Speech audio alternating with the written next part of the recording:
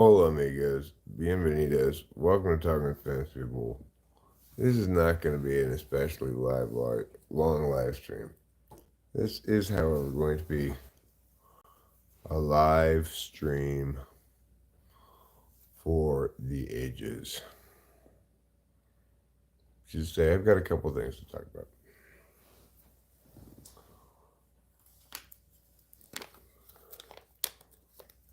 The first thing I want to talk about, perhaps, is a simple rule of thumb. Whenever you're talking politics, don't figure out who to blame, okay?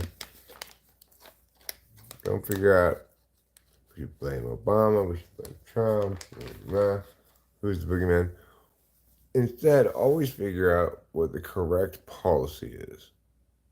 And don't worry about who's to blame for it being fucked up now or why that policy won't work or whatever. Just worry about what is the correct policy. This was best demonstrated with Ukraine, where I didn't even know under which president the Ukrainian invasion happened under, right? It turned out to be Obama. Under Obama was president when Luhansk and Donetsk happened. So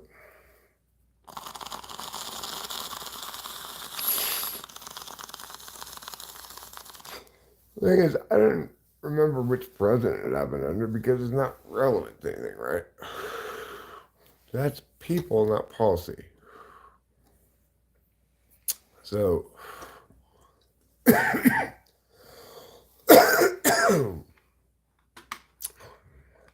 makes me a little skeptical sometimes of Puttycat because I don't think he quite gets that part of the whole equation. That you've got to be about politics, not people. If you're worrying about how bad Obama was or how bad Biden was or whatever, we're not talking about what ought to be done and why, you know?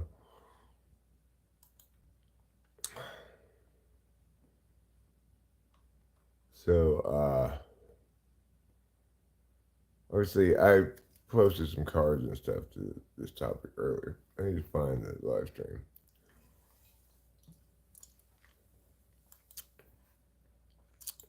Where is it? There it is.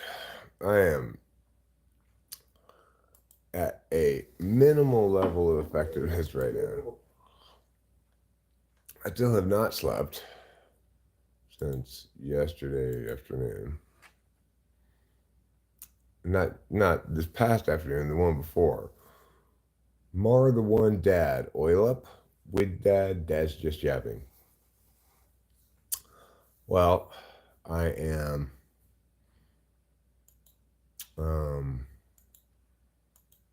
well, Ballsy 247, absolutely. For anyone who has autism, especially somebody with the last name Gers, obviously first name Nick.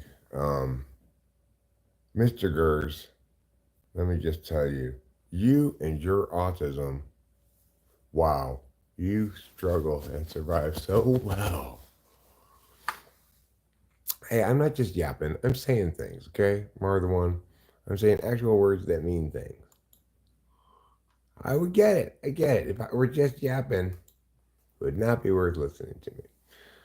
However, I'm not just yapping. And there's a second matter I wanted to not just yap about before we continued on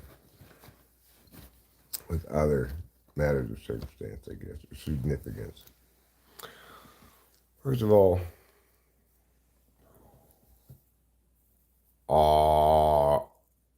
Lord Maxwell, I don't have any idea what you're talking about. John is not a word I've ever heard before. Nobody believes in John. Sack of dicks, says T-Bone, the dong daddy. Tell the dog guy it's a such a barber. You're a barber. Well, you heard it from Tiffany T-Bone. Apparently, you're a baby. Hi, Muhammad. You're from Iran. Oh, well, I mean, I think Iran's fortunate that they didn't do any damage.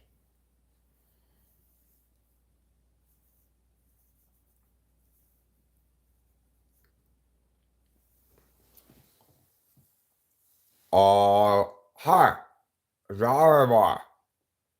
I don't care about your W's or your T's or your F's. I got some news for you. You stink! Uh-oh, you stink, Savvy Boy, apparently. Okay, yeah, you've already said that. Is it like, do you have like one idea or something, T-Bone? That's your only thought? You have just one thought. You're like, I got that one thought. I gotta say it again. I think Iran is very fortunate that that they didn't do any damage. Emerald, emerald, emerald. That's an emerald. I found it. Now I emerald belong to me. You know why? Cause you are dumbass. Good point, Tiffany.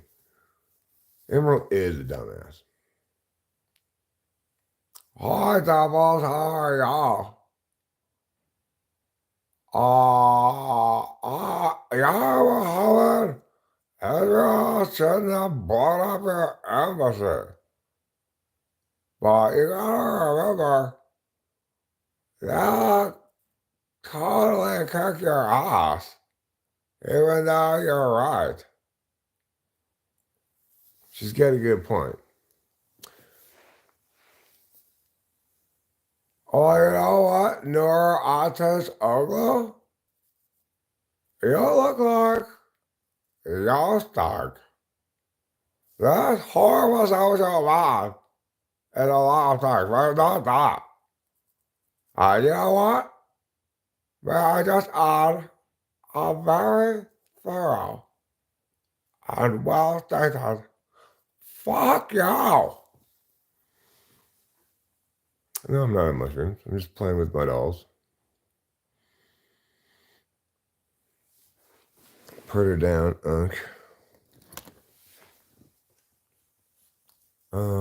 Pants on fire? You think you're witty, but what you said is totally boring. She's got a point there. She does have a point, Pants on Fire.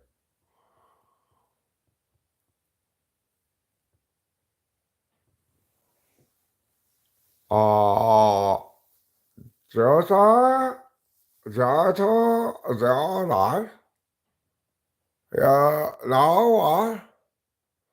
I don't know what I was saying.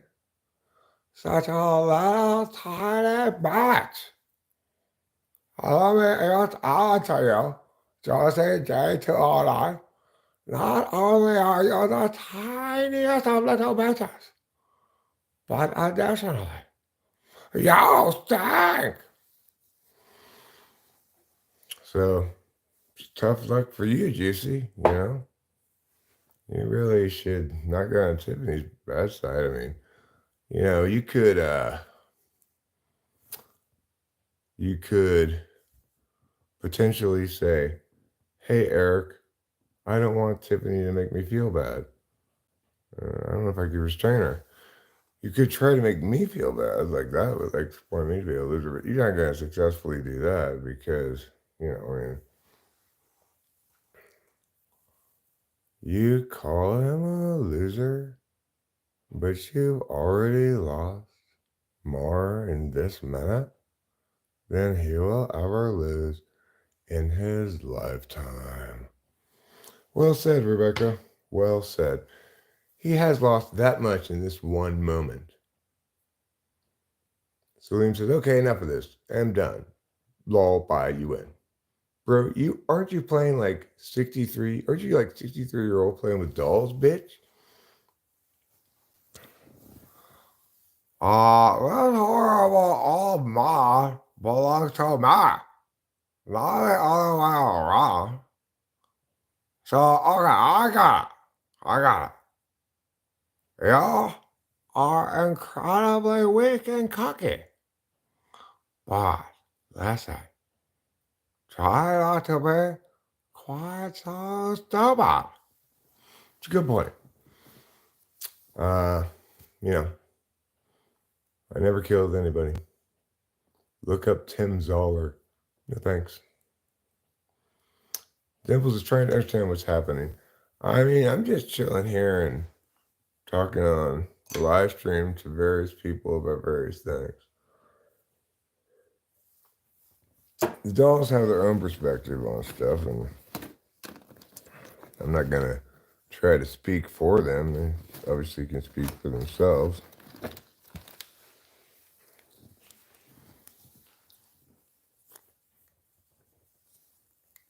What these words?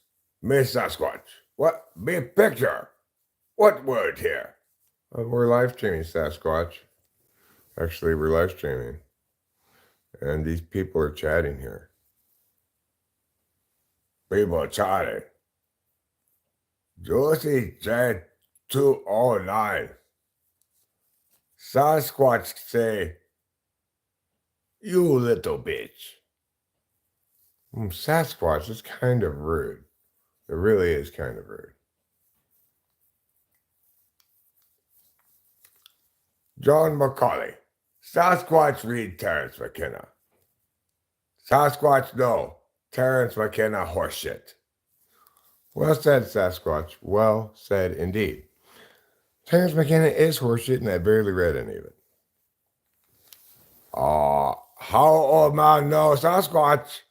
Not right then. Sasquatch actually read Terrence McKenna.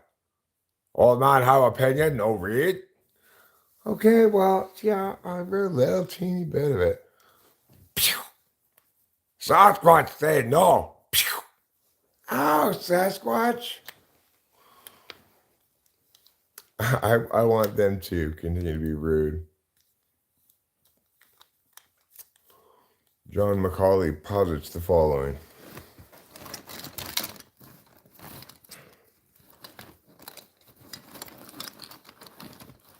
Let's see if I can get you, John Macaulay. Where are you?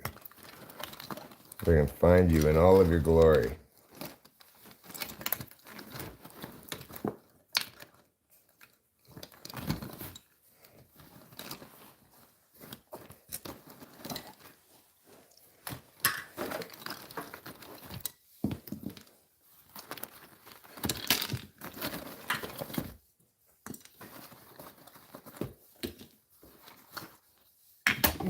Fucking last guy on the bottom. Okay, this is John Macaulay. This man probably dabbles with amphetamines. And I don't mean to say that in a bad way. I mean, this is funny. Well, you know what? Maybe I do dabble with amphetamines, John Macaulay. Maybe I do take a little Adderall some now and again. Maybe I do like take more than the prescribed amount every once in a while. So, that's fine. I spend about 2 weeks a month on Adderall and about 2 weeks off,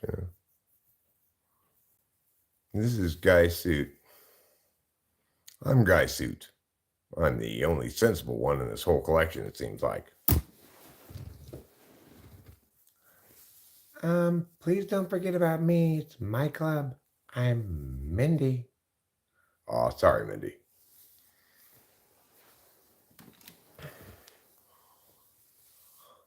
What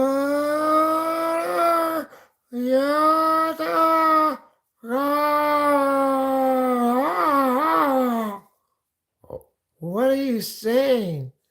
I saw water.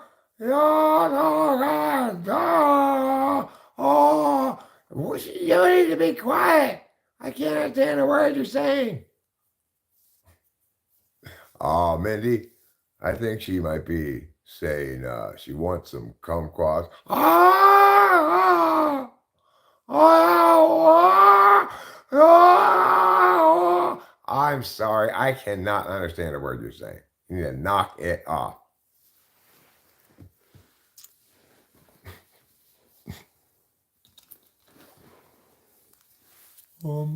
Hey, it's me, Perry. Have any of you guys seen my girlfriend, Tiffany? She seems to run off a lot.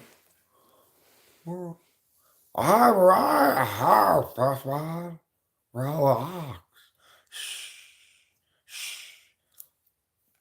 Tiffany, you just run off and leave me places, and it's like I get worried, you know. That's okay. That's fine. My name's Perry, Tiffany. It's not Fishman. I know, Fishman. You are very Fishman. Tiffany, Fishman, shh, shh. Hush your little mouth. We'll make love today. We'll make love in the tall grass. Tiffany, there's no grass. Shh. Just lie down. I love it. Fuck the shit out of you. But Tiffany, ah!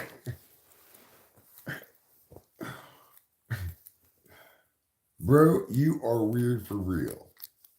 Well, I'm just having fun with my dolls. I don't know what you guys are up to.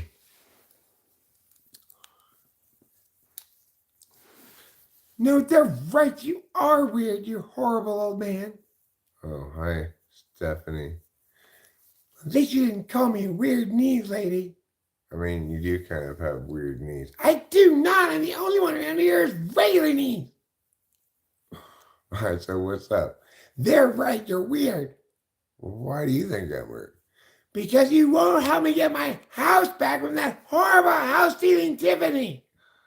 I try not to take sides in these. You do too take sides. Yeah.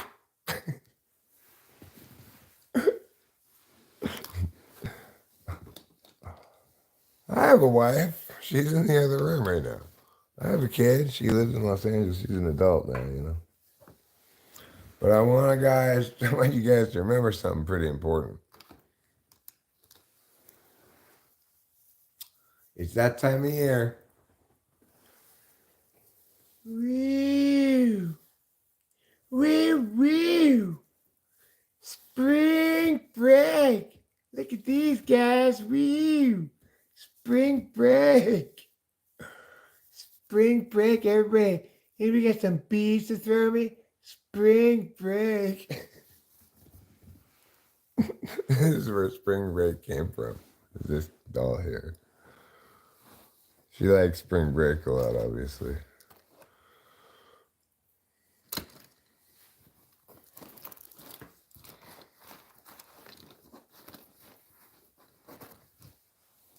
And of course, this here is spring break's worst enemy. Woo, woo, spring break. Young lady, hey, who are you? Spring break? I'm Karen, and you need to put some clothes on. But Mardi Gras? No Mardi Gras, okay? No Mardi Gras. You need to put on a shirt.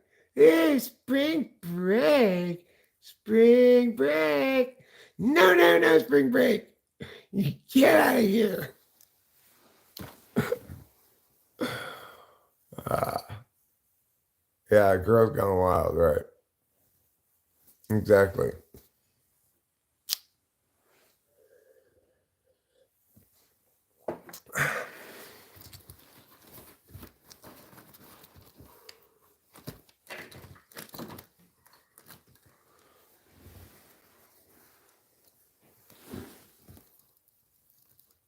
Hi, I'm Kevin. I'm sorry. I forgot my own name. It's Randy. But this Tiffany has renamed me Kevin against my will. She thinks I'm a horse. Easy boy. Easy boy. Tiffany, I am not a horse. Shh. That's all Dodge all covered. Everything's going to be fine. Here. Eat the stick I got you on my robot arm. Tiffany, I do not want to eat this. Get that out of my mouth. Easy boy. You're going to run in the Kentucky Derby as my trusted steed. I'm not a horse, Tiffany. I'm just a regular guy. Easy boy. Now, ride to victory. You're not a regular guy. You're a Godzilla.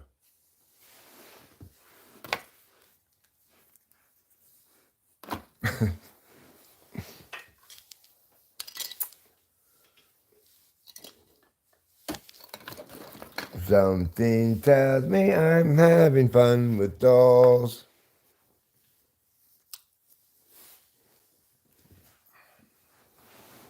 I agree, Carson Collins.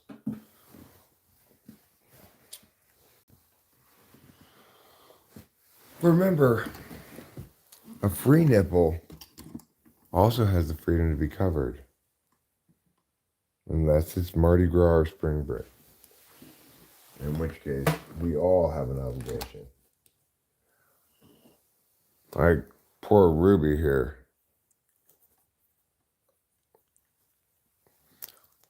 Oh my God, spring break. I'm so hungover. Oh God. Where are all of my clothes? Oh no, I've got to get back to the hotel. What happened last night? And then, the other spring break comes over and says, spring break. And then before she knows it, they're partying again.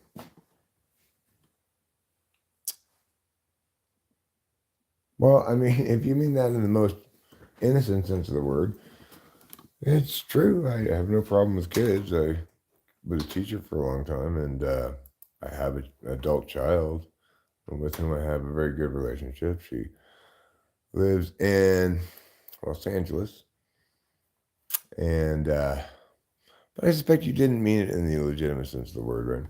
You were just trying to accuse me of something horribly defamatory, totally false, and appalling. You should never go around making random slanderous statements about people like that. You can say whatever you want if it's true, right? Like if you accuse me of something that I'm guilty of, then that's perfectly acceptable. There's no protected speech. However, if you're just defaming me with lies, as you are there, then that's a big problem, right? You don't want to do that because you actually do incur civil liability when you say shit like that. I mean, I'm not going to obviously sue or anything like that, but it's conceivably possible if you defame somebody publicly that you could get sued for that. So be careful.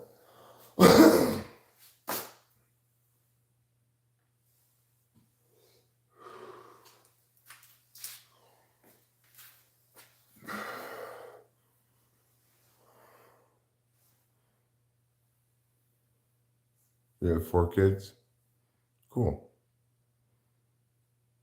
I've got 2 broken eyes. And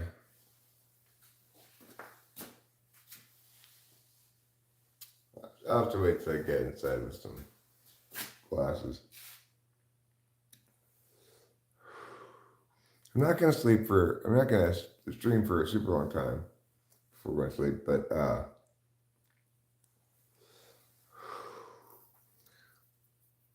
I'm not in any hurry to end it, even though it's late and I haven't got any sleep.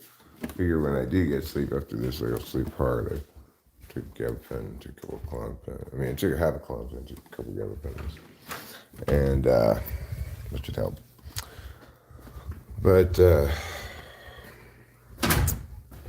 Trouble seems a little bit distressed tonight, like maybe he's in pain. I'm not sure what's going on with him. I'm a little worried about him. Well, thanks, Dimples. John McCauley, are you in Oregon? No, I am in purportedly sunny Southern California. I mean, Central California. But it's not obviously sunny right now because we ridiculously got snow. We got a lot of snow. Granted, then we got some like sleet, which kind of melted the snow. Still have some snow on the ground though, which I'll show you. I'm gonna get an iced tea. That's my beverage to choose right now.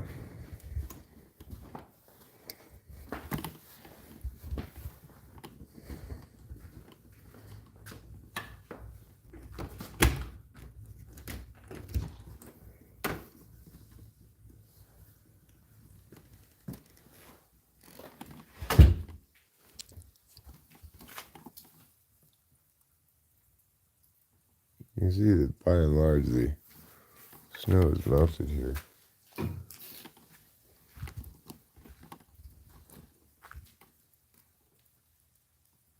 Also, it's like it sounds like it's raining, but it's not.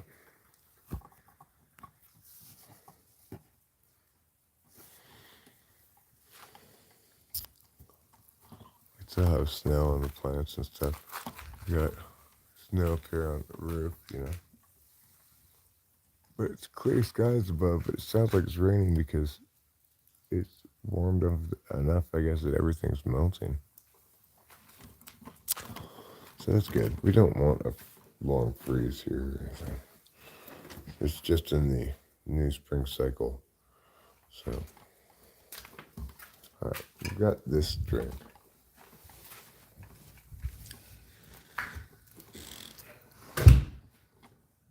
You're from Modesto. Oh, well, you know where I am. I'm from Mariposa.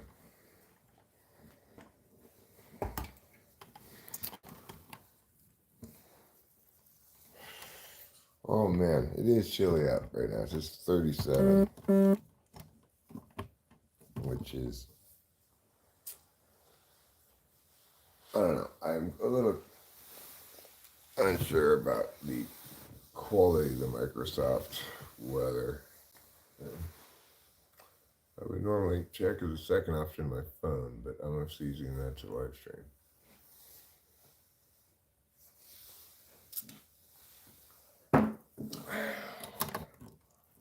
So I wanted to talk in part about how important I think it is to address public policy matters, not from a frame of reference of who's to blame, right? Like, it doesn't even matter if you're not a partisan. If you're spending your energy blaming individuals rather than talking about what the U.S. should do, right, and why. And the truth is, those points about certain individuals are not relevant to those questions ever. So I think it's important that we not get caught up in that kind of boogeymaning or, you know, I hate these guys, so I'll frame everything as their fault or something like that, you know? I think that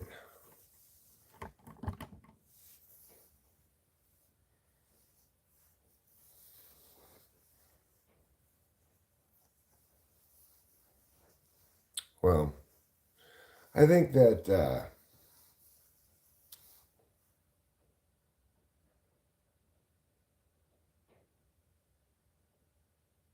I think there's a problem like that happened there in that earlier conversation in which there was a presumption that Biden and Obama want to fight proxy war, wanted and want to fight proxy war in Ukraine, whereas Trump didn't because there was more because Russia acted on Obama and Biden's watch.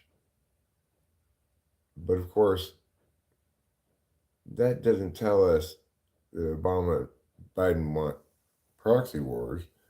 It probably tells us the opposite, that Putin didn't want to act when someone strong was at the helm who might actually do something about it. And that the one thing that we can count on Biden probably, and obviously we could and did count on Obama to accomplish in their dealings with Ukraine was absolutely nothing.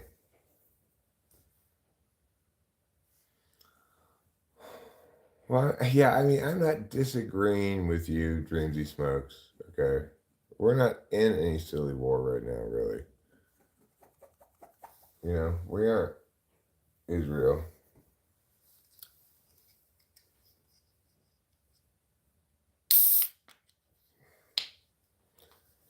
Yeah, well, it's just creating these characters to play the role of villains, and that is a way of uh,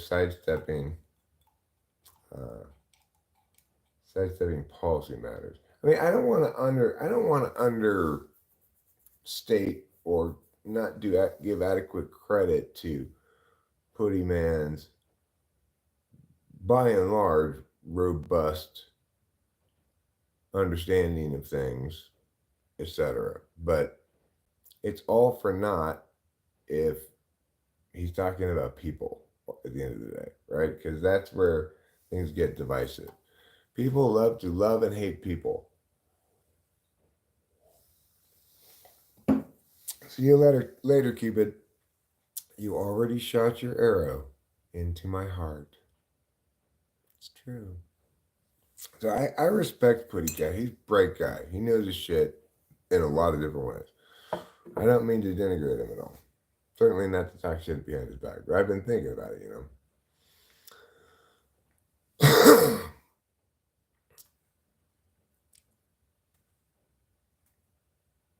And it made me realize how, because I looked up some of my old debate cards on the topic when we were discussing it. Okay, I don't want to argue with you, James Smoke. I'm not arguing even about the point, right? About Russia specifically. What I'm saying is, when I pulled up the cards, it made me realize how much, how clear it is to do it to debate a topic when you're actually talking about the topic, not debate a topic, but to make progress understanding the topic. If you're actually talking about the topic, so it's like I brought up these two cards. Basically, one card cut two different ways. One is cut for app, one is cut for neg. And reading them brought to stark result for me the fact that you'll notice that it has not that no people are named in this. Like not like Obama should have or should or whatever. It's not Biden or it's not about people, right? As it definitely should not be, because that's not a real argument. You're avoiding talking about the issues by talking about people. So it's like, okay, on the AF card, I'll share both of these, but I'll also put it up on the only named person in these things is Putin, perhaps, but I don't even know how named he is. I'll share the links, but first I just do it like this. It'll be easier. So it's like this is a card I kept back in 2014. And if you were to read this as a debate card, you'd read it. Fight for 2014, obligation to Ukraine. And then you'd read the highlighted parts. So you would say, Russia's military occupation of Ukrainian territory on the Crimean Peninsula constitutes a blatant violation of the commitments that Moscow undertook in the 1994 Budapest Memorandum. I keep calling it the Minsk Protocols, and it's not that, or is that also part of this thing? Anyway, on security assurances for Ukraine, the U.S. The other signatories now have an obligation to support Ukraine and penalize Russia. The West should aim to impose significant costs on Russia that will lead Putin to rethink his actions. There can be no business as usual with Moscow. A strong response is important for settling Ukraine's current crisis. It also means that it also matters for the cause of nuclear proliferation. Security assurances were key to bringing Kiev to agree to get rid of its nuclear arms. Now, it would discredit the idea of such assurances. That would be unfortunate, as security assurances could play a role in diffusing nuclear proliferation cases such as Iran. So then, if we ran this thing now, the link to Iran would be stronger, okay? But then you see here in the NAG, right? Fight for 2014, basically the same card, except it's cut a little different. Ukraine is the poster child for why you don't get rid of your natives. Russia's military occupation of Ukrainian territory on the Crimean Peninsula provides a stark, cautionary, concrete example of what happens when a nation state gets rid of nuclear weapons. When the Soviet Union collapsed in 1991, Ukraine found itself holding the world's third largest nuclear arsenal, including some 1,900 strategic nuclear warheads that had been designed to protect the United States. Working in trilateral dialogue with Ukrainian and Russian negotiators, American diplomats helped to broker a deal. Ukraine agreed to transfer all the strategic nuclear warheads to Russia for elimination and to dismantle all the strategic delivery systems on its territory. On this condition, did it receive security guarantees or assurances. The Budapest Memorandum, signed on December 5th, 1994, the leaders of Ukraine, Russia, and the United States and the United Kingdom laid out a set of assurances for Ukraine. These included commitments to respect Ukraine's independent sovereignty and existing borders. What is taking place today in Crimea can only be described as Russian military occupation. The Russian military poured thousands of additional troops onto the peninsula to take control of Crimea. The Russian actions are a blatant violation of the Budapest Memorandum, as well as Russia's commitments under the CSCE Final Act of 1999 bilateral Ukraine-Russia treaty. Then the analysis part is how you impact it. No agreement or treaty or memorandum can reliably substitute for having nuclear weapons when it comes to the deterrence of an enemy. Russia sent troops into Crimea because the cost-benefit calculus was clear. Ukraine had no capacity to nuke a Russian city, and Russia's conventional forces were too robust for Ukraine to resist. Now, you might say, well, how is that exactly an egg? And I keep calling it the Minsk Protocols. It's the Budapest Memorandum. I don't know why I keep miscalling it that. But these are just like two early cards I got. I can't find the full case. I don't know. Probably was back when I had Dropbox. Anyway, you'll note that neither of those things that I read mentioned any people, right? They weren't about Trump. They weren't about Biden. They weren't about Obama because they were properly done debate cards. They were about what the United States should do and why, and not about any person that was to blame or anything. No, you can't win any debate rounds by blaming somebody. Yeah, I'm still up. I'm not up again.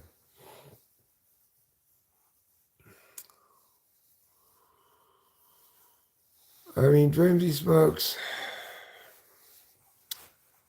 we could all get along a lot better if I were president. You know, it needs to happen, but it's going to take some time. We need somebody who's smart and not about demonizing, blaming, meowing. Well, I'm from Iran. What's your idea about the attaché of Iran to Israel? The attack, you mean? Well, I think it was ill-advised on Iran's part. I think it was. I think some attack by Iran was justified for sure. I would have loved to have seen Iran. I think Iran played into Israel's hands by doing this. I think they would have been smarter to get an Israeli embassy on some soil that they could access. That would have been better because it would have been tit for tat, you know.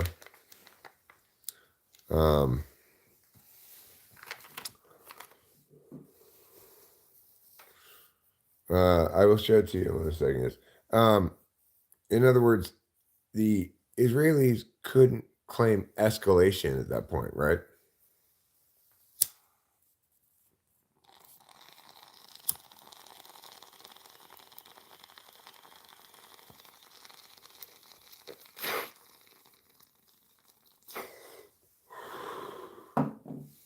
Jorge, Hasi Papito, escúchame.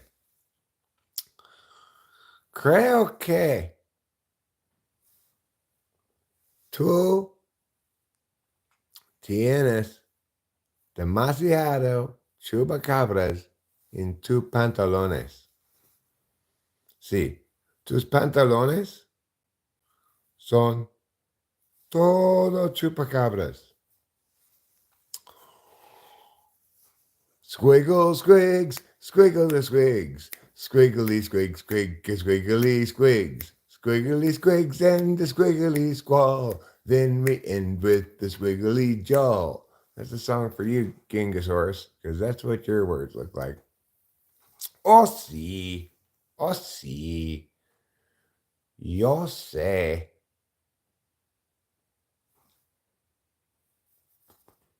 Yo comprendo. Yo.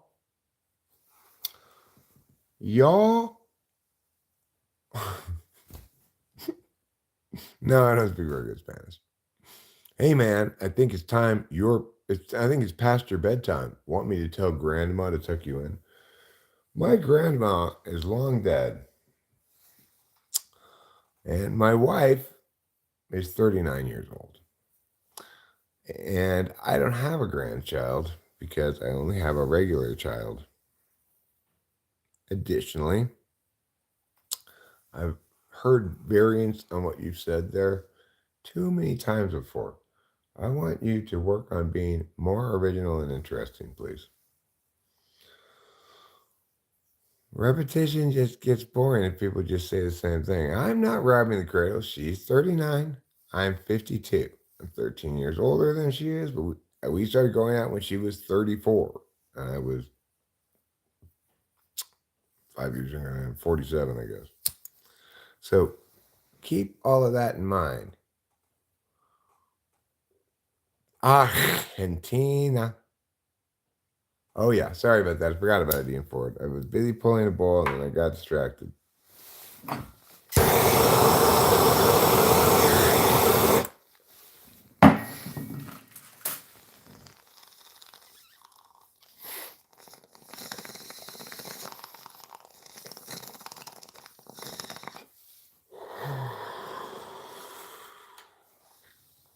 Excellent work, Eric. Excellent.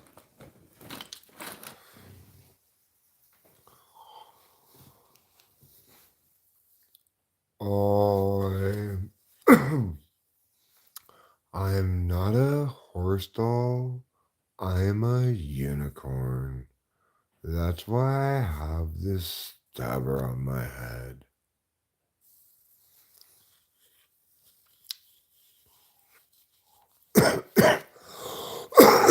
Well, I think 9/11 was an inside job.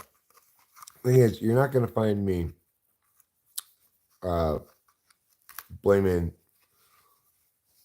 the elites, cabals of secret rulers, shadow government. You're not going to hear me going for any of that shit. But we do have intelligence agencies whose job it is to conspire, and who I believe it's fully possible for something like the CIA to decide that even though it's going to cost them lives, it's in the country's best interest. So it's fine for us to do this bullshit. I think that's totally plausible. Building 7 is the smoking gun.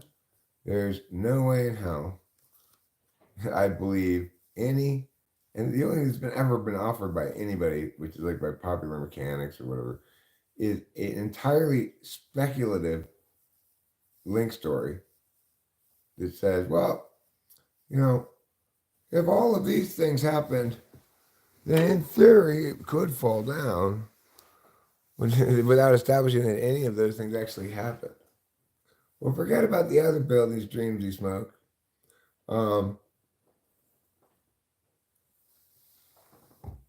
Just focus on building 7 because there was no jet fuel there and it still fell down. So obviously, something extremely fishy was going on there. There's a lot of very fishy stuff, you know. There's clearly a purposefully launched disinformation campaign after 9/11 to flood the internet with a bunch of bullshit conspiracy theories that made it impossible for anybody to take seriously the stark reality that we had an inside job on our hands.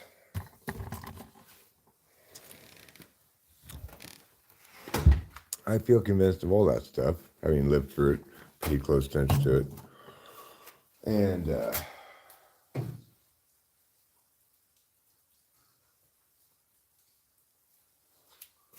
So I absolutely believe it was an inside job. But I also think that, like, it's bad to focus too much on the past because it tends to fall into the category of blaming, right? I hate George Bush. I hate Cheney. I think they were the worst presidents maybe in history. I mean, you might as well call Cheney his co-president.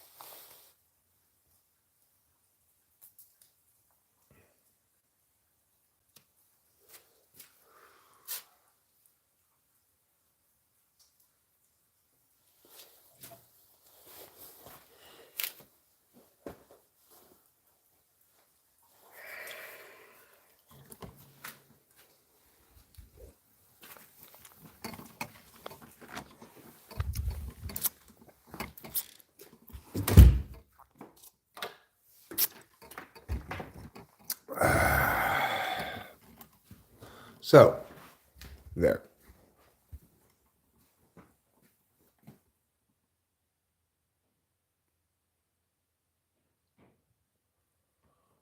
I don't know what to make of the plane crash in Pennsylvania.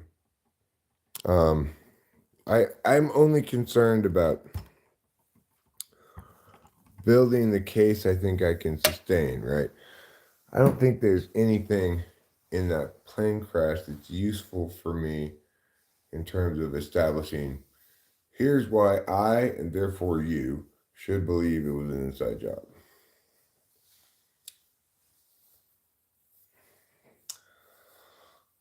So, math musician, I want you to either sing a song or use your mathematical number skills to convey to us how many times you think I've heard that so far today.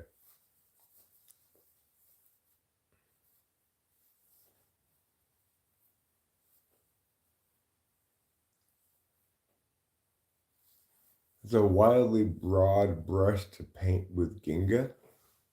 What do you mean? Oh, no, I don't have any opinion about who it was. Okay, Gingasaurus. I think it was an inside job orchestrated by some parties within the U.S., intelligence agencies, government, whatever. I don't. I'm not trying to answer more complicated questions than that. That's a possible explanation of it that makes good enough sense. Dreams he smokes. But the thing is, I can't sustain that claim. I don't know exactly the motive. What I can prove is definitively that because of the collapse of Building 7, uh, which contained like a bunch of important stuff in the basement, okay, and that there was no possible good reason for that building to completely collapse. Again, anybody could put out speculation, right? Like, for example, saying, well, look, let's imagine that some burning chunks of these buildings flew over here into this building and they carried with them enough jet fuel to get an equivalently hot fire going over here. Now imagine this fire spreads over here. There's no evidence of any of that shit going down because obviously it was a controlled demolition and there's no denying it. So, um, we don't worry about the other stuff, right? We just go, we do have the smoking gun. We know it was an inside job. We don't know anything else. And there's no point in speculating about it. I already took a Habercrombie cat's pajamas. It didn't necessarily put me to sleep, right? Now we can come up with plenty of motivations as to why. It's not really relevant. I don't think that we should spend a lot of energy trying to hold people accountable for it either. It would probably be impossible. What about the planes? Building 7. Building 7 didn't have any plane flying to it.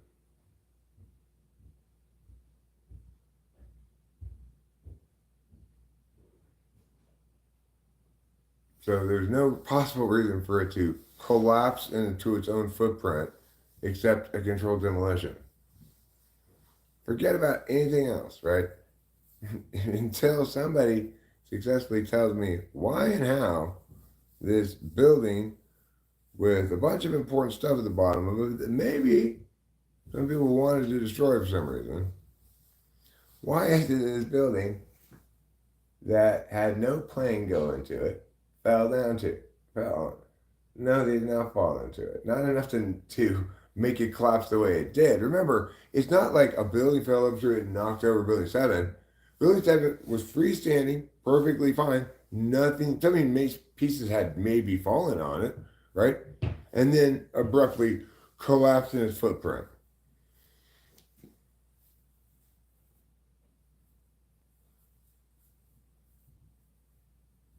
So, yeah, I mean, there's plenty of possible incentives. That doesn't establish anything. I have no idea if you're fat to catch pajamas. I don't know what you look like. But the point is, nobody should dispute that it was an inside job. If you're, whether you want to go large scale circumstantial case, like a bunch of shit that all piled up together, none of which is determinate, but all piled up together provides a good case. You could try it that approach. I prefer the other approach. I'm only going to talk about the one thing that's determinate, that cannot possibly be disputed by any reasonable person.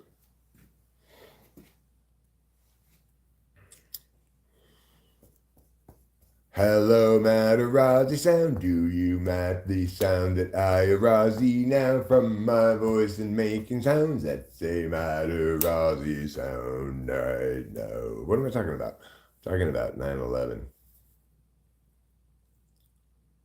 But Building 7 collapsed many hours later. There were no leaning tower, twin tower on it because they both fell in their footprint as well. So I don't know what you're talking about. Building 7 collapsed like at 5 in the evening or something. And there's no possible way to say the force of both towers falling over made Building 7 just collapse in its own footprint. It's like saying, you know, if my neighbor's house and that neighbor's house fall down right now because, I don't know, meteors hit them, that my house will fall down because, you know, I'm close. It doesn't work like that. Well, I think they got lucky that they did basically no damage, and probably Israel will have a somewhat measured response, but because they don't want their escalation narrative turned on them, which is what would happen if they kill a lot more Iranians than were killed in the. I don't think it was anybody killed. I had a dream that Eric took me for a ride in his little wilderness car. Then we went to feed the birds, took a bomb hit. We had two toilets in the same bathroom. We could go do together. It was a happy theme song. Had a happy theme song. Wow. That's a convoluted, complicated, and I'll admit, a little creepy dream. So I think, oh yeah, pancakes and flapjacks. That's what happened in 9/11.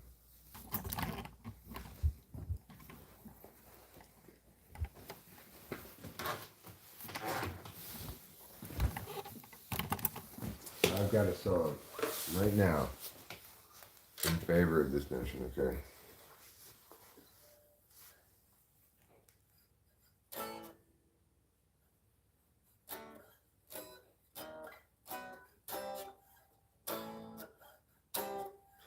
Some people blame them Arabs and the Muslim ways. Others say the job was inside the whole time. Let's try this again. This is going to be a good song.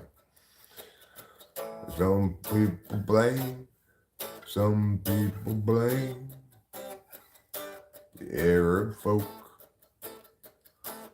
Others say it was an inside job. I know that they, though Muslim, would not poke, and that the Americans would support the USA. That's why I know flapjacks and pancakes are what made the towers fall. Flapjacks and pancakes are to blame.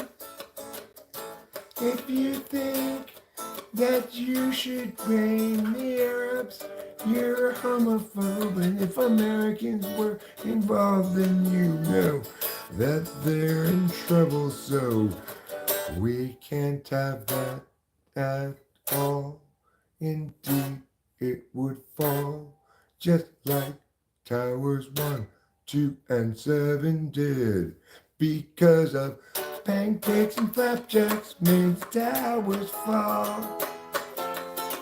Pancakes and flapjacks made them collapse to the ground.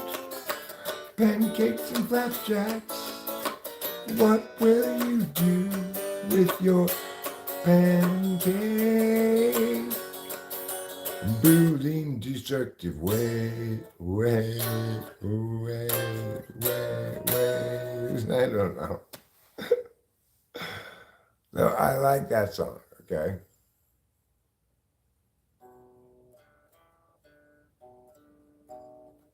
Right. So the Blue Bear, and I would point out that these fires that continue to burn, right? That the reason the Twin Towers collapsed was because they were filled with jet fuel that burned at a very high temperature, sufficient to melt tower steel. That's not what happened in Building 7. Accordingly, it should never have and did not fall down of its own accord.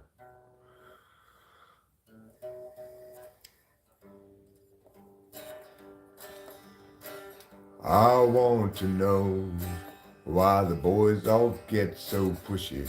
And I say, hey boys, won't you tell me please? They say, hey, Eric, please, let us have some of that wet ass pussy because we know how juicy it can be. I said I know my milkshakes bring all the boys to the yard.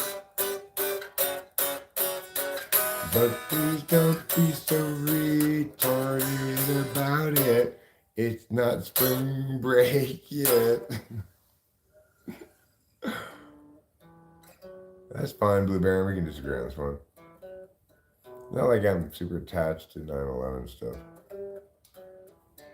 I mean, I'm convinced I'm correct, but I'm not attached to it. Like I'm not emotionally engaged in the subject at all. Right?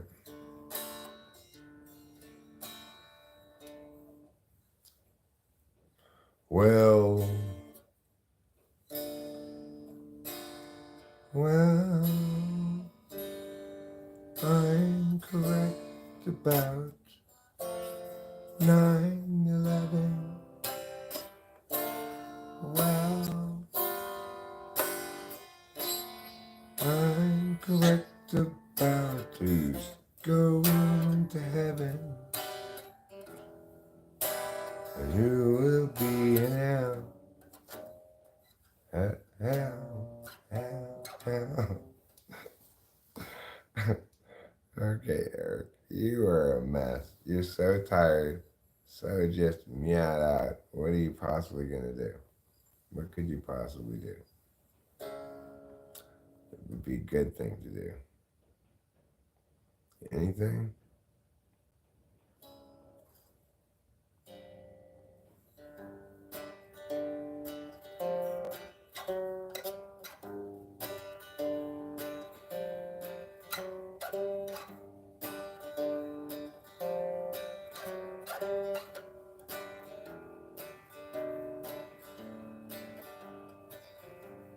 Staying awake like this putty cat. Here we go. We're gonna read the chat. We'll have to agree to disagree on this one. Military grade thermite indeed. Truth will never come out, but at least some people's eyes aren't wide shut.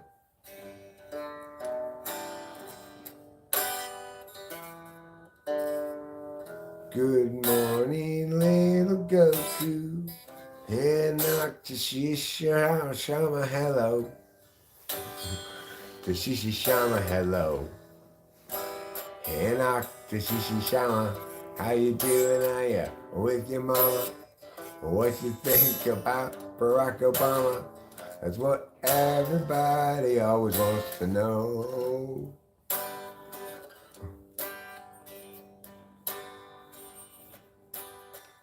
What are the side effects of Adderall? They'll make your guitar playing go like that. They'll make your singing sing all about yaks, because that's what like Adderall is like.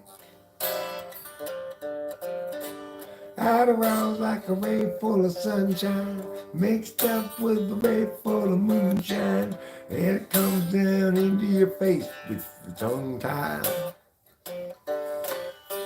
Oh sure, it tastes like the devil, but it is something in which I would revel anytime, 'cause I love it so much and I find it fine and I have it a bunch, and whoop-de-doo, what a good thing for me. I'd be disappointed, you see, if I didn't have the opportunity to do a bunch of amphetamines. Amphetamines taste so bad, but they make you do things so rad. Amphetamines feel so good, but they make you eat a bunch of wood. Yeah, I'm on a lot of Adderall, but not a lot compared to some y'all. I'm on 50 milligrams, and it was taken like at least 12 hours ago now. And you can't see what it does do visually, because it's a kind of drug that enters your blood veins, make it feel somewhat good and somewhat insane. It's a drug that makes you want to play the guitar. It's a drug that'll take you both near and far. They call it Adderall. Adderall. Adderall. Grab it all and grab it all and put it in your mouth. Adderall, just let it fall and grab it all and put it in your mouth, and you too will play the guitar. You too will play the guitar for a very long time.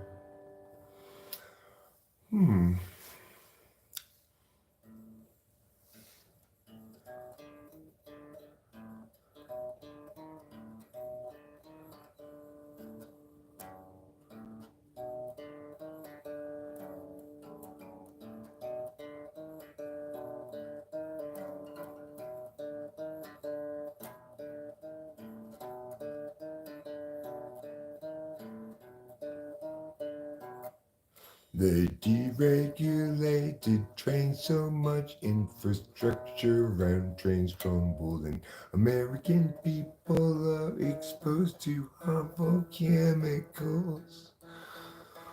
The harmfulest chemicals in town.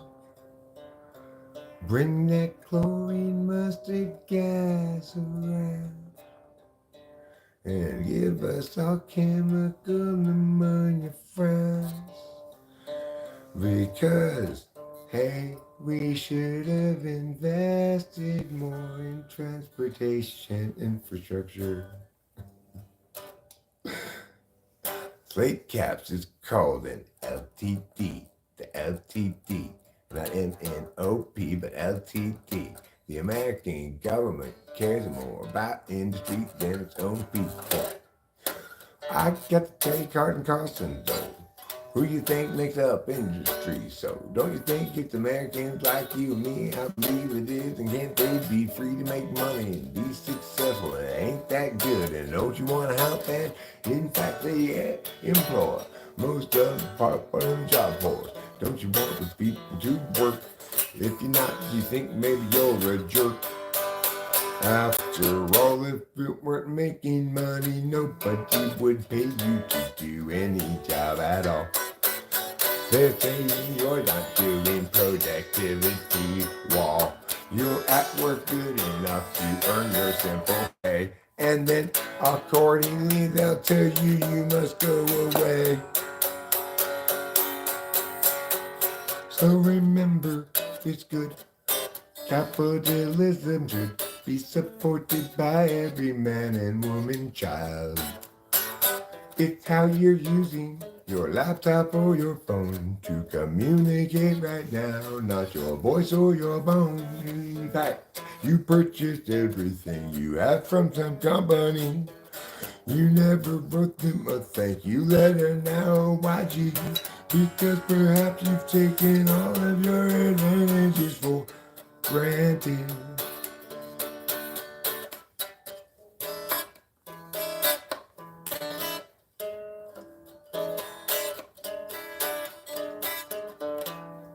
The usual dose is 5 to 60 milligrams per day, in divided doses depending on individual pay. Response dosage should be reduced if bothersome effects like adverse reactions, insomnia, anorexia appear. In fact, then you should get rid of that stuff. Don't take it no more because you're gonna turn into some kind of big old whore. Got an amp right here I could plug in, but it's 2:53 in the morning. I don't want to wake up my wife. That's nice jamming right there. That's fun jamming out, making up a song. Get a wireless amp.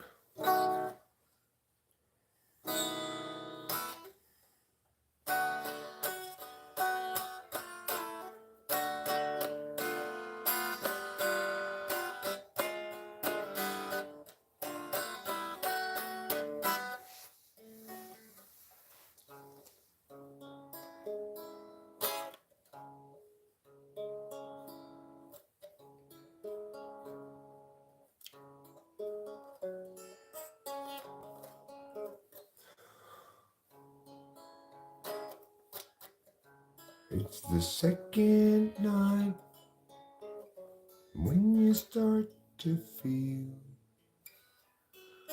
strange and you're wondering if the range is on. Sending sparks of soul in the kitchen sky. An actual night. Is there no top to the dark up above the shelves? Where she stores the chai above the sleeping forms of vivid mind figurines of Western lowly types. They lie beneath the million running sun. They're rugged and they're done with the actual night. It's the second night when you start to feel strange and you're wondering if the range is on. Is there no top to the dark up above the shelves? Where she stores the chai above the sleep being forms of vivid mind, figurines of Western lonely types. They lie beneath a million running sun. They're rugged and they're done with the actual noise. That felt good to play. Thanks, Random Rick. How very kind of you. I appreciate anybody who's here listening to me play some songs. It's very kind of you. Um,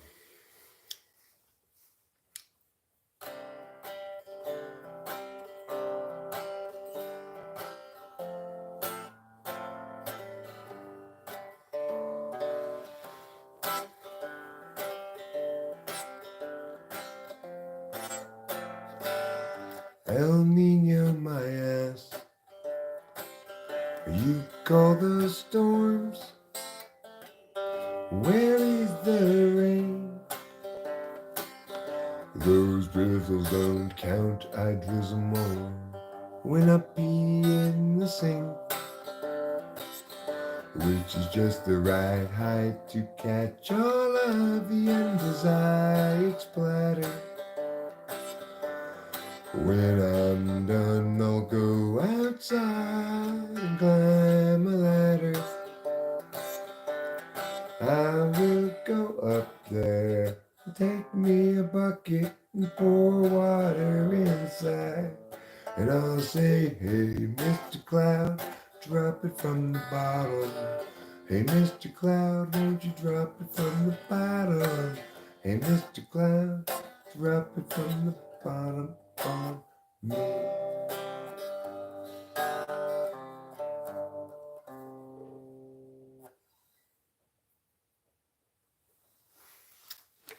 Yeah, drink a beverage.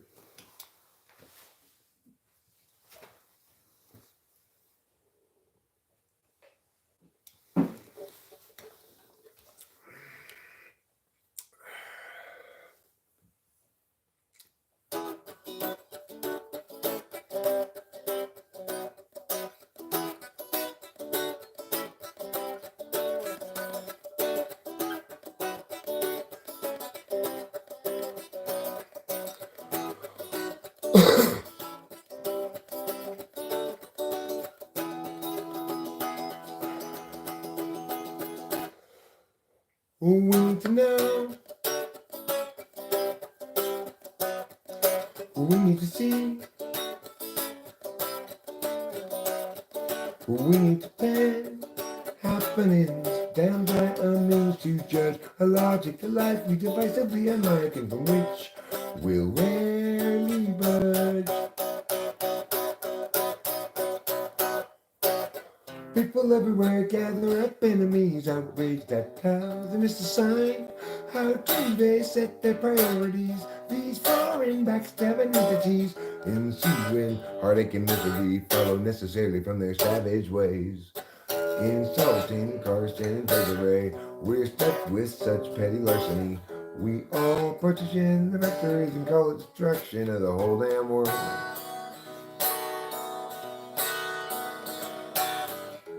Judy shares now her limits, hoping Julie will too. Gary shares for 4 minutes. He just can't share things like they do. Judy always thought that she should have bought to when she had the chance to buy. Judy soon forgot about should and not, although she yet recall she'll die. People everywhere gather up, enemies outraged at how they missed a sign. How do they set their priorities? These foreign backstabbing entities, ensuing heartache and misery follow necessarily from their savage ways. Insulting Carson and Desiree, we're stuck with such petty larceny. We all partition the factories and call it destruction of the whole damn world.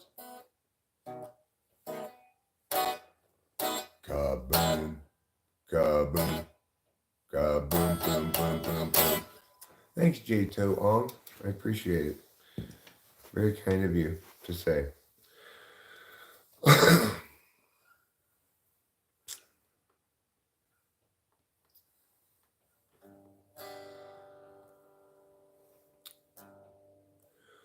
When I was younger, it seemed that everything gleamed.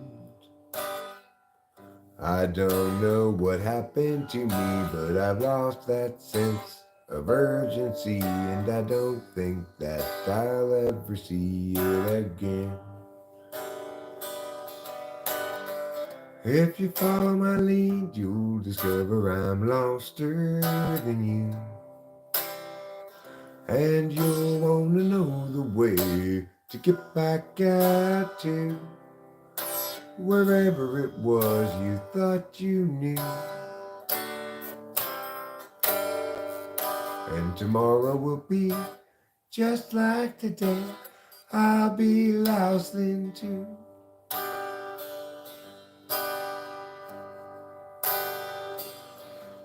It's a matter of mood as much as a matter of will.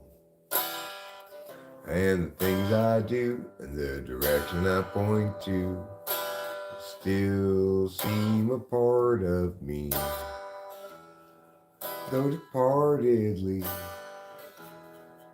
And I wonder if I'll ever see them again. Bum-ba-dee-da, ba-da-ba-da-da, da-da-dee, ba-da-dee-doo. Bum-ba-dee-da, ba-da-da-da-da, da-da-dee-da, da-da-da. I didn't play that great, but I didn't sing it very well.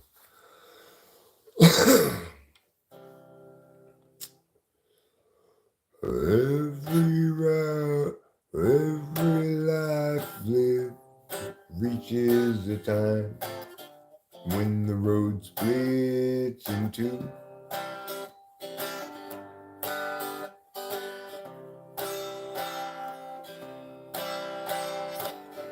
There are times, dark times, times of despair, times when it's hard to feel good. That's when I look for my sack full of solvency and that satchel of helpful goods. Satchel of helpful goods. Satchel of helpful goods. Satchel of helpful goods. Every life lived reaches a time when the road comes to an end.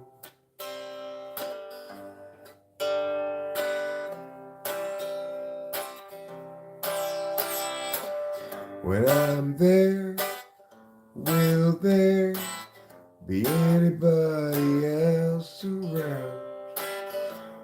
Or will I travel all alone? That's when I look for my sack full of solvency and that satchel, now nothing but bones. Yeah, that satchel filled up with home. Satchel of helpful goods. Satchel of helpful goods. Satchel of helpful goods. Satchel of helpful goods. Satchel of helpful goods. Satchel of helpful goods.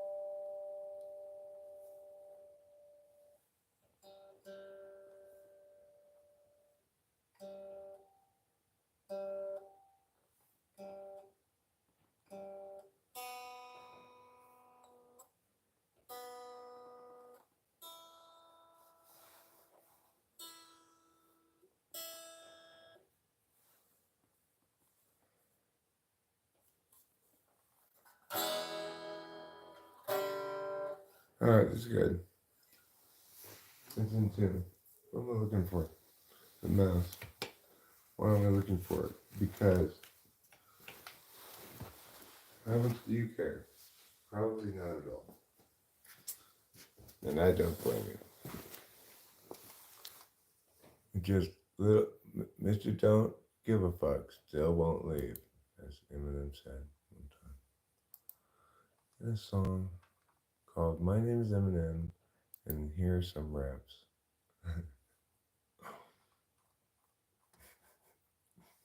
Why am I playing that? My name is Eric, and here are some raps.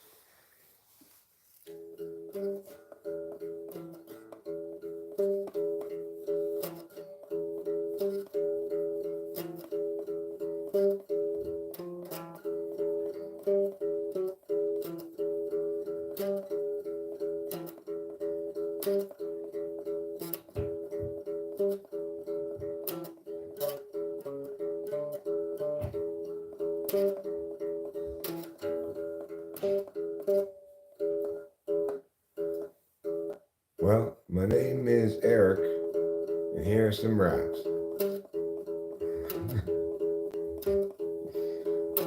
I like lettuce, yes I do. What will you get us? We get us some chewing gum from the store. That would be good. You know what's for? Because I want wood to build things at home out of tools. With some wood, I would be a fool. Here are some raps from a guy named Eric. Here are some raps from me, Eric. You can hear them with your ears. It's as though you bought a pair. And he is imitating me like this. He's saying squawk, squawk, squawk, and a talk, talk. Squawk, squawk, squawk, and a now walk. Squawk, squawk, walk, and a talk, talk, walk. And that's what the bird says. That's not me, that's a bird.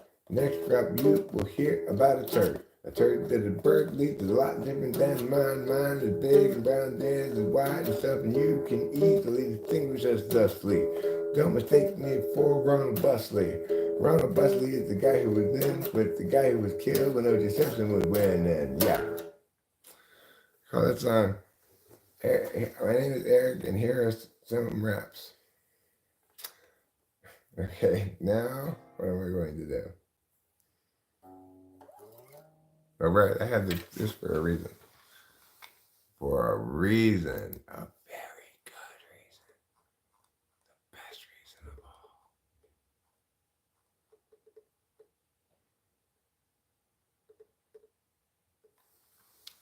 Let's try this one.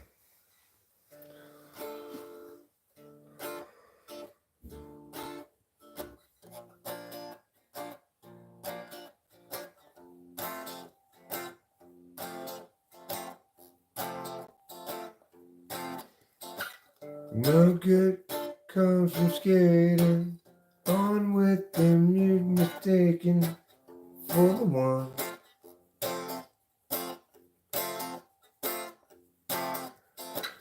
Habituated defense and indecency self-inflicts eventually once your search is done.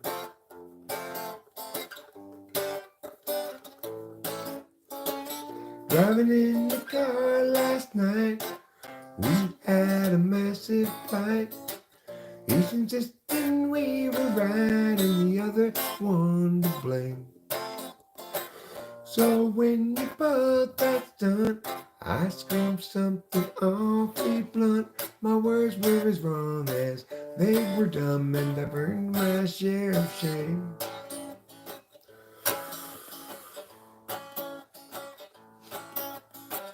It's each of our own failings, not us doing the nailing to the wall. We say the others tailing off to reset their life and all. You can trust me and I can trust you, though neither trust ourselves much true. The love lies deep between you and me, at least about that we can both agree.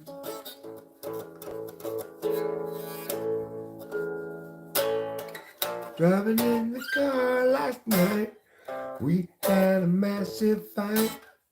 Each insisting we were right and the other one to blame.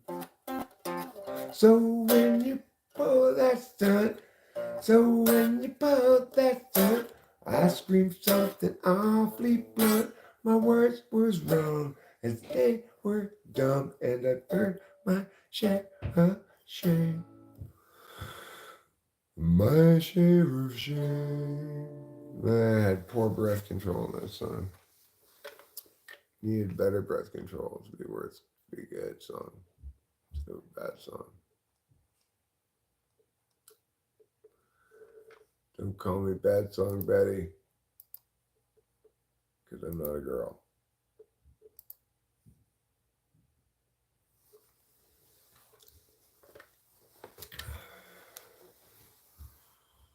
Dismiss. Thank you.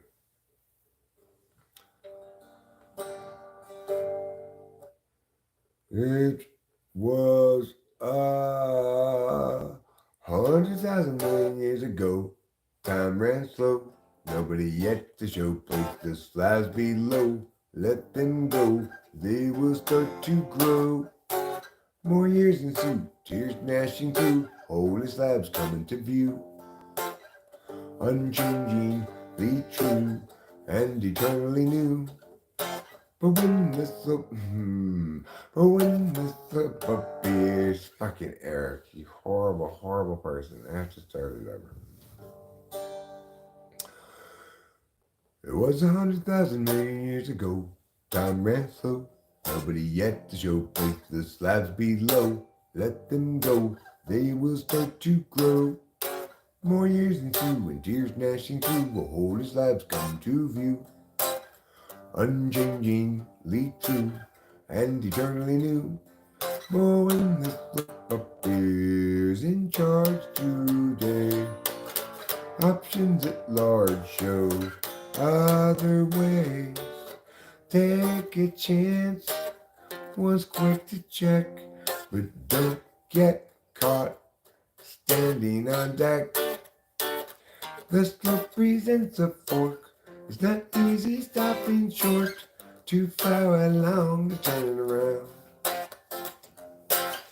Perhaps the better course was headed ever north. Now there's a fitter force. Enemy ground, enemy ground.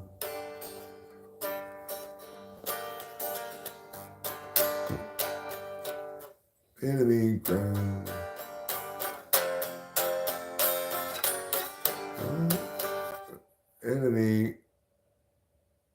Enemy ground.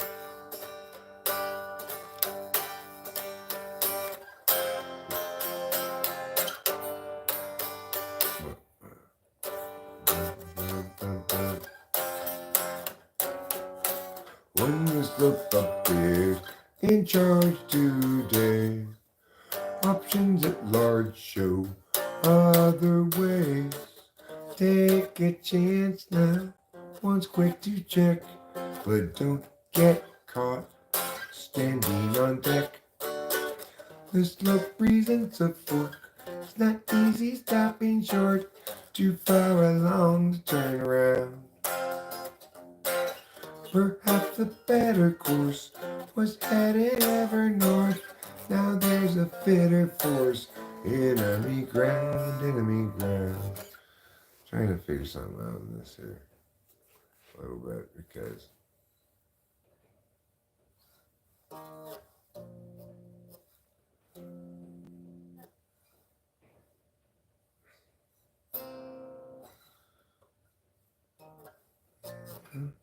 yeah,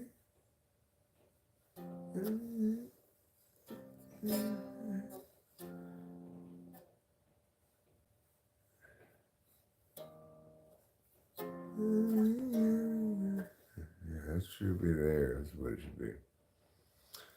The presents a fork. It's not easy stopping.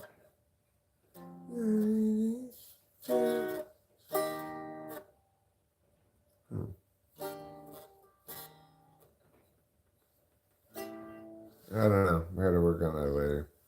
Confusing me. I'm not sure exactly what chord's supposed to go there. Can't figure it out. Kind of frustrating, but it is what it is. I'm gonna play one more song right now. I'm gonna put down the guitar.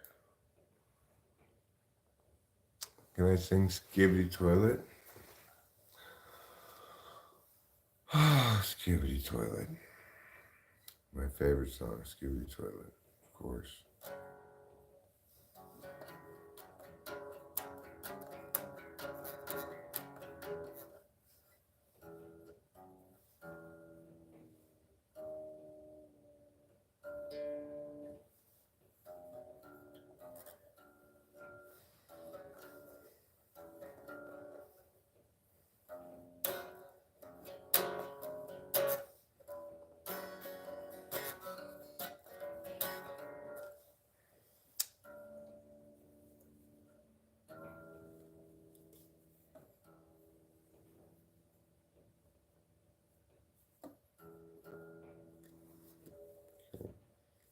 Skibbity Toilet, huh?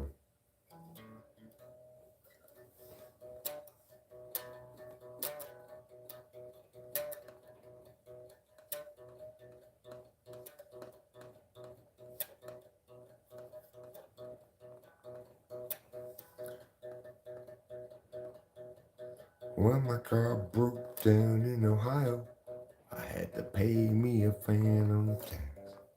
I knew that no one was gonna come to my rescue unless I gave a couple of tax. I gave them a riz and a riz. I gave them yeah out of all of my holes. I gave them what a side, what a spring break side. I gave them everything like all of them hoes. And they said, okay, man, you can go out of Ohio. But first you gotta fix the skibbity what now? The skibbity what now? The skibbity toilet. I don't wanna fix no skibbity toilet, but the skibbity bomber class did not listen to me. They said, hey, SKI, skibbity, and you better had listened to and fix it and such, or else you'll have to pay another phantom tax from the touch, and then you'll be a bust, a bigger bust. Your gap will run from rust to rust, and you better not disagree, or you will see your P turns you from Rizzler into Rizzler VIP. Dude, I mean, Riz RIP is what I meant, because I'm threatening, you see, with death and such. There's a song about that. That is some classic rock, you're right. That's some classic rock. Sure is. Um,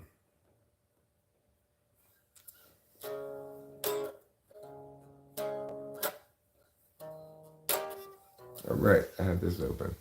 That's right. Hotel California, I don't know how to play Hotel California. I could play something like Hotel California.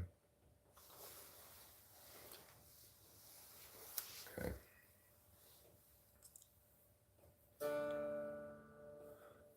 Welcome to the Motel California. It's trying to warn you, get out of here. Welcome to the Hotel California. No one will be here to let you in. Just wait in your car in the parking lot till someone from the office finds the key. Oh wait, never mind. It looks like your room has actually been shut down to address an insect infestation.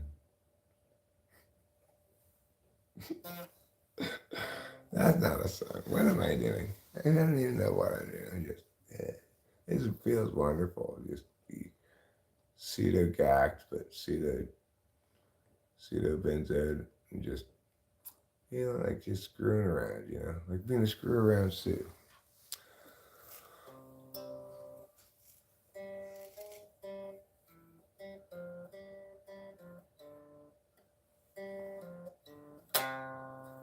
Okay. Oh well, oh well, oh well.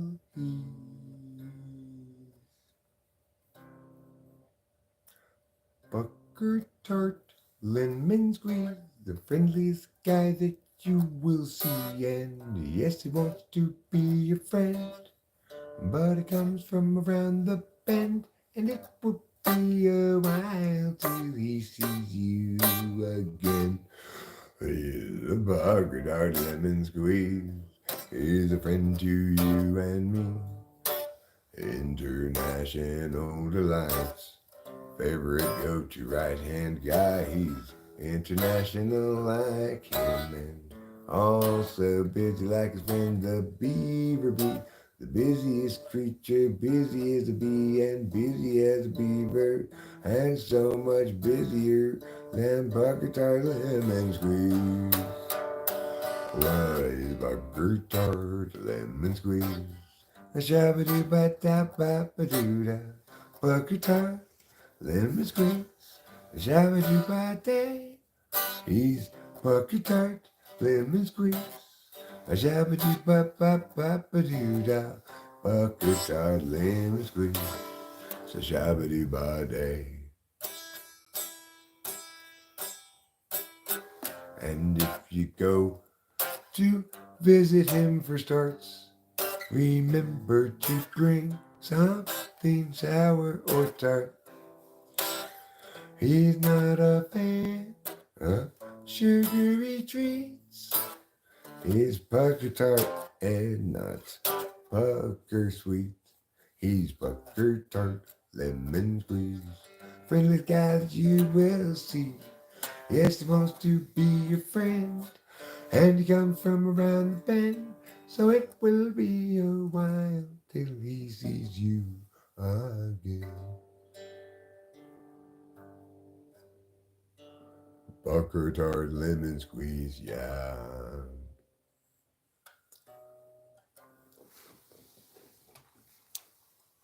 Let me go to this thing now. I would like to play a. I'd like to play a song taken from the chat here. Okay. Let's see.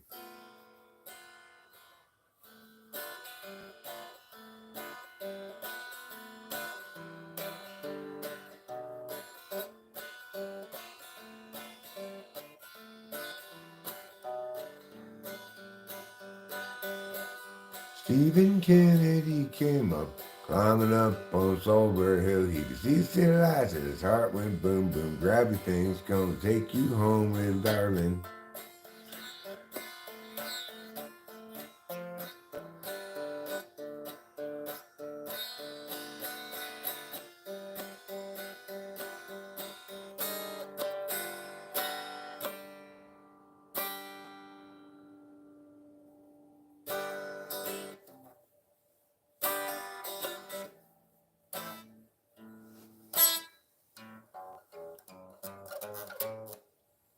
Okay. Cheap trick, huh?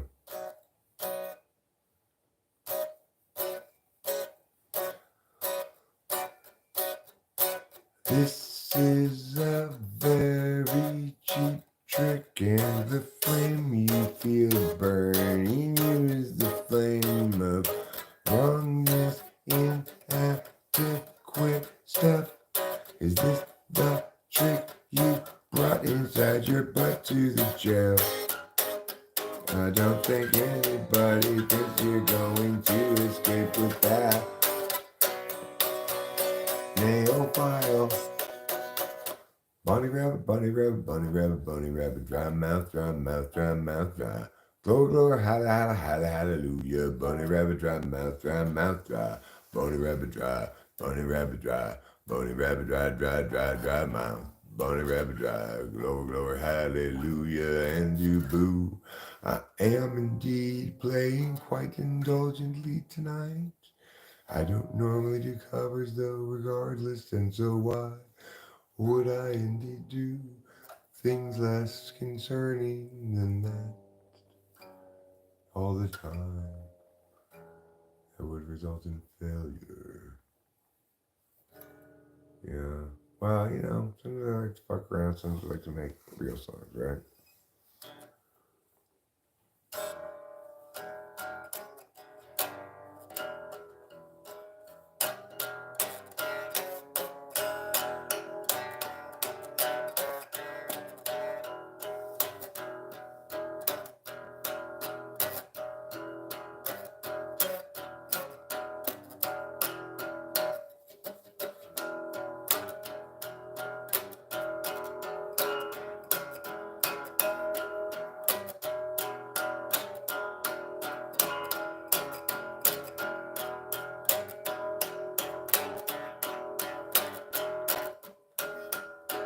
Bonnie rabbit, dry mouth.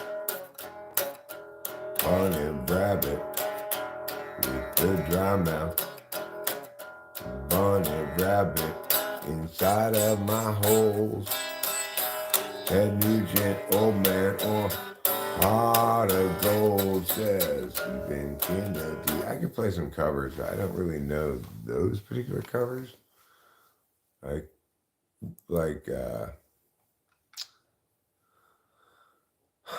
where is that website? Horrible lack of utensils around me.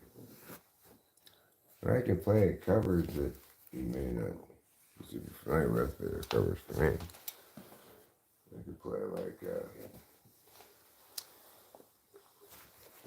Mexico or something. Where's the mouse? Oh, there it is. No, where's the keyboard?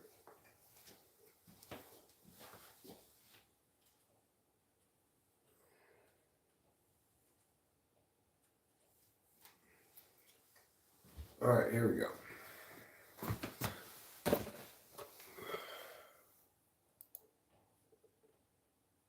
So, let me see what the requests are here.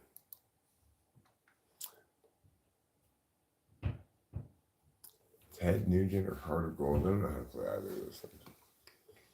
I think what I'll play, just if there are people here, then I'll play a song I haven't played yet today, maybe. Like this one.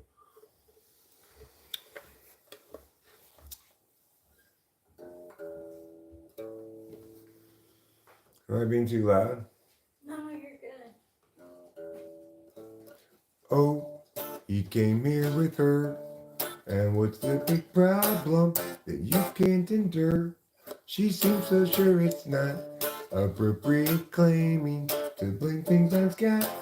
Despite getting caught, he's got you refraining for him, straining for him, going to the gym to make yourself good enough again.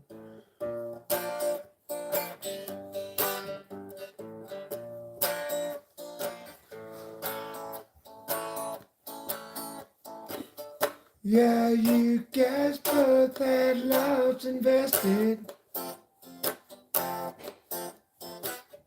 That's not a reason to stay around. And through the years, you've both been tested. Time to move up, find higher ground. Oh, he came in with her. And what's the big problem that you can't endure? You seem so sure it's not appropriate claiming to blame things on Scott. Despite getting caught, he's got you refraining for him, straining for him, going to the gym to make yourself good enough again.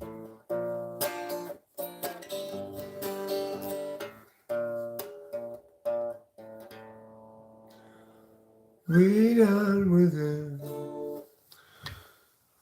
Let's see what one. There's nobody recommended a cover that I know. I'll go with this one. I like this one a lot.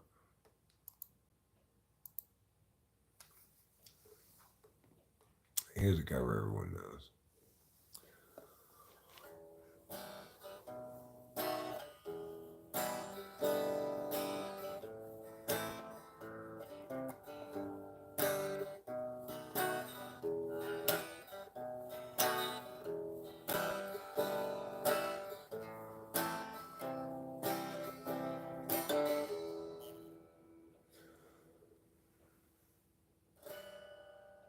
Is there anybody going to listen to my story?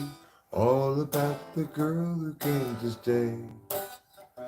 She's the kind of girl you want so much it makes you sorry. Still you don't regret a single day. Ah, girl. girl.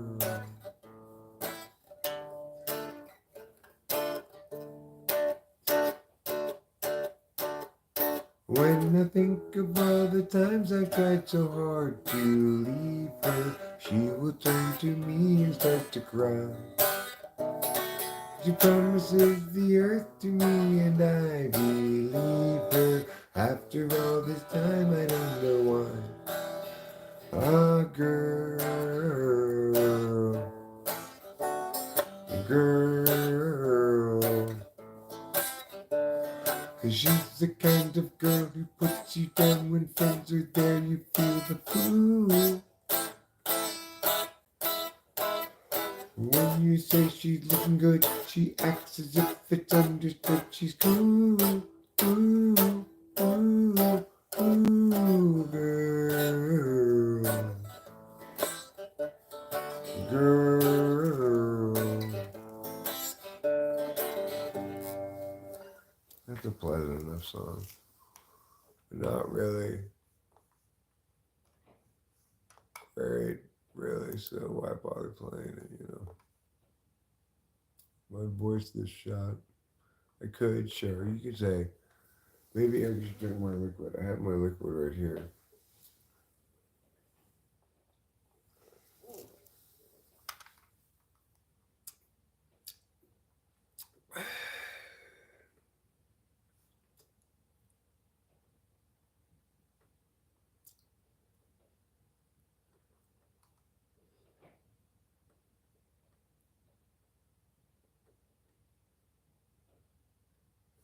Oh, okay. Oh, anything I desperately want to play for me now. No. I'm done diddly on. That's enough. Haven't you done enough already, little mister? Play Oasis, please. Thanks, David Lape. I'm not singing well right now at all.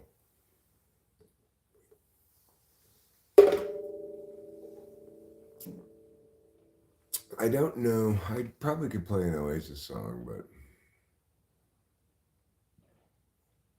I'm really not sure if I could because I'm not sure if I can know the song well enough to sing it. How about we'll do?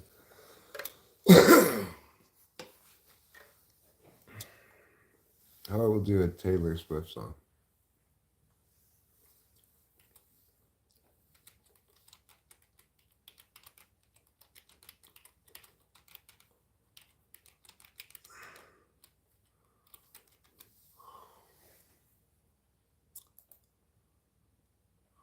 This one takes a fair amount of breath control, but if I play it slow, it'll be cool.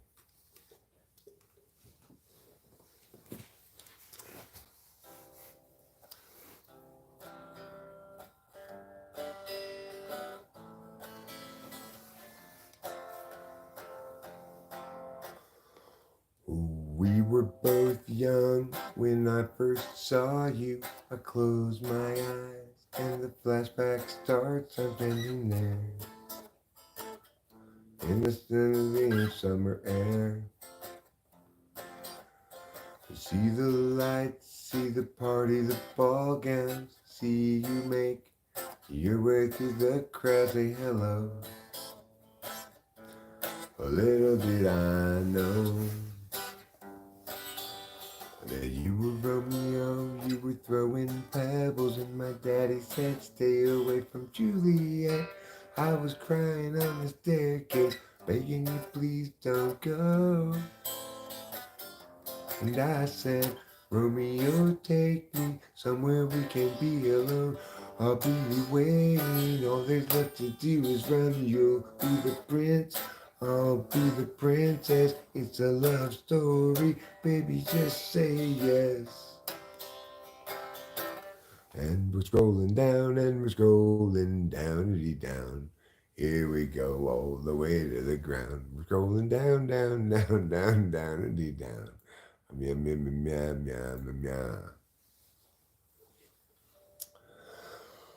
So I sneak out in the garden to see you. We keep quiet cause we're dead if they knew. So close your eyes. Escape the town for a little while. Cause you were Romeo, I was a scarlet letter. And my daddy said stay away from Juliet. But you were everything to me and I was begging you please don't go. Romeo, take me somewhere I can be alone. I'll be waiting. All there's left to do is run. I'll be the prince and you'll be the princess. It's a love story. Baby, just say yes. Romeo, save me. There to tell me how to feel. This love is difficult, but it's real. Don't be afraid. We'll make it out of this mess. It's a love story. Baby, just say yes. I got tired of waiting, wondering if you were ever coming around. My faith in you was fading. When I met you on the outskirts of town and I said, Romeo, save me. I've been feeling so alone. I keep waiting, but you never come. Ears in my head, I don't know what to think. He knelt to the ground and he pulled out a ring and said, marry me, Juliet. Never have to be alone. I love you and that's all I really know. Let your dad go pick out a white dress. It's a love story. Baby, just say yes. Because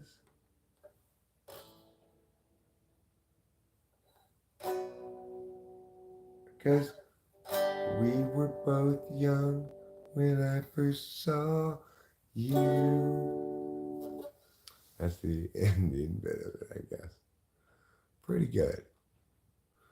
Pretty good rendition of it.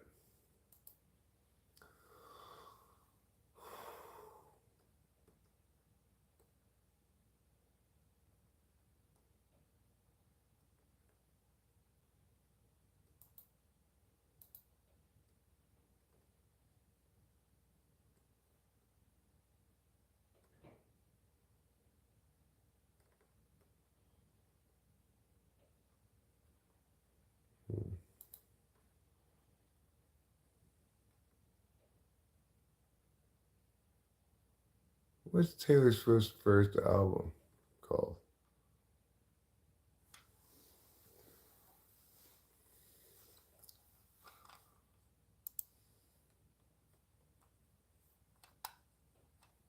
I don't know. Whatever, I don't care. What am I even doing? Why am I wasting my time and energy doing things that have no purpose? Alright, I will play this one. Should have thought of this one before. Chords.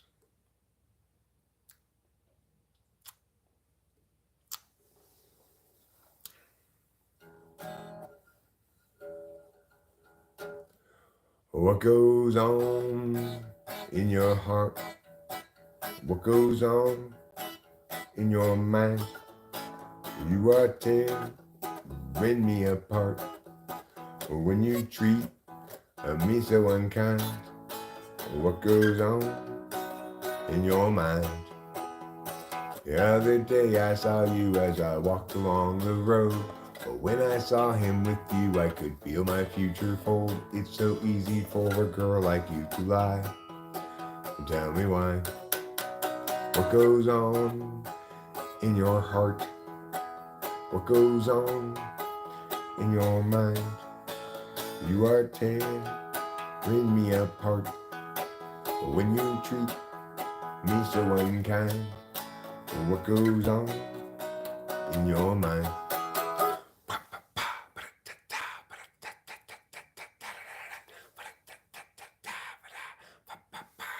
You in the morning, you were waiting tides of time. But now the tide is turning, I can see that I was blind. It's so easy for a girl like you to lie. But tell me why. What goes on in your heart?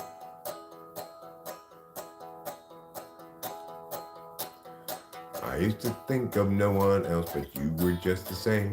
You didn't even think of me as someone with a name. Did you mean to break my heart and watch me die? Tell me why. What goes on in your heart? What goes on in your mind? You are tearing me apart when you treat me so unkind. What goes on in your mind? That's a good song. It's just so easy, so straightforward. It's an incredibly good song for such a simple little song. It's as simple could be, but that don't make it shitty, and it's true. Yeah, it's true. Um,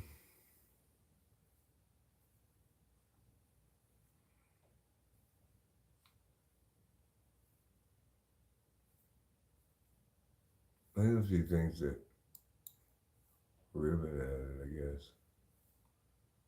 Stop. I don't want to play. I'm done with this dumb musical instrument. Put it away already.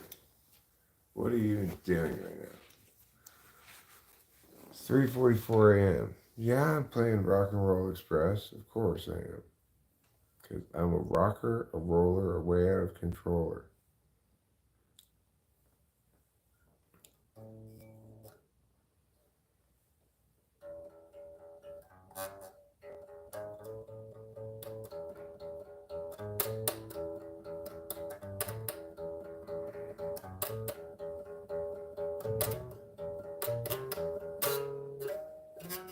Go away from me. Go away from me. I don't want you with me anymore. You cast some sort of spell on me. It's impossible for me to stop playing it even when I don't want to play it any longer. I don't have any cigarettes. I know, pretty catastrophic, huh?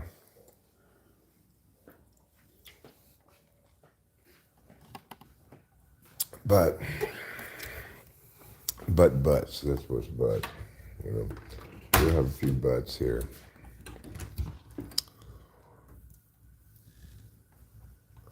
I'm not gonna stay up forever, obviously. It totally sounds like it's raining out here, but it's not. It's just the sound of snow falling because it's melting, I guess, even though it's night. What a weird weather we had.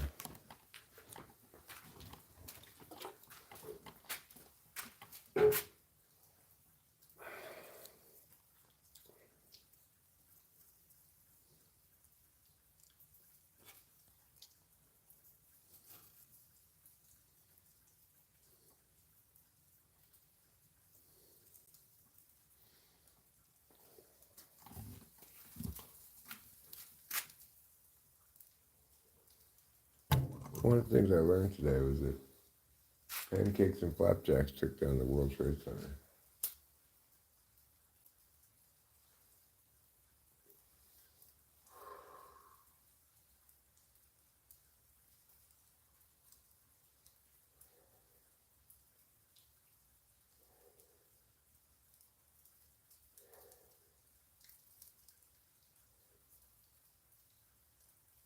I'm watching this cool show on Netflix called Oh My God, Is That Your Porcupine? That's not what it's called. It's called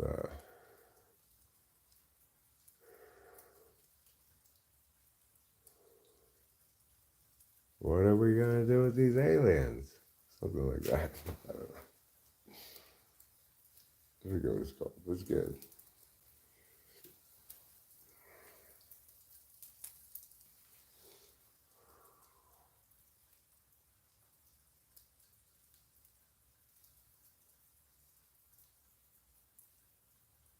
Feeling pretty toasty like Jacob Grosby.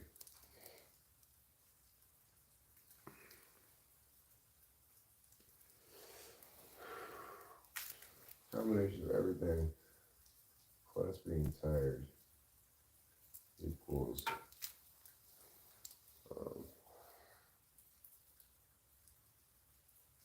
medium, yeah.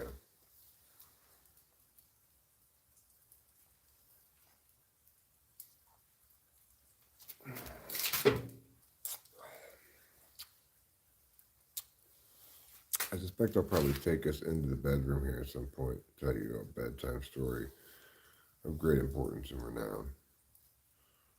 For those here at the moment, I know that probably the selection's a little scattered and I spent a lot of time in the chat. Not a lot, wasn't a lot of chat going on, but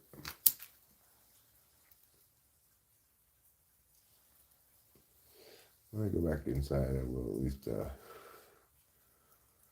take a gander at the Goonder, you know. I think I need to, when I come back from getting cigarettes tomorrow, I need to get a carton of them and have 4 of them. And then when I'm done with those 4, go get another 4 packs. See, I just 6 packs stashed at different spots as an extra emergency pack of cigarettes.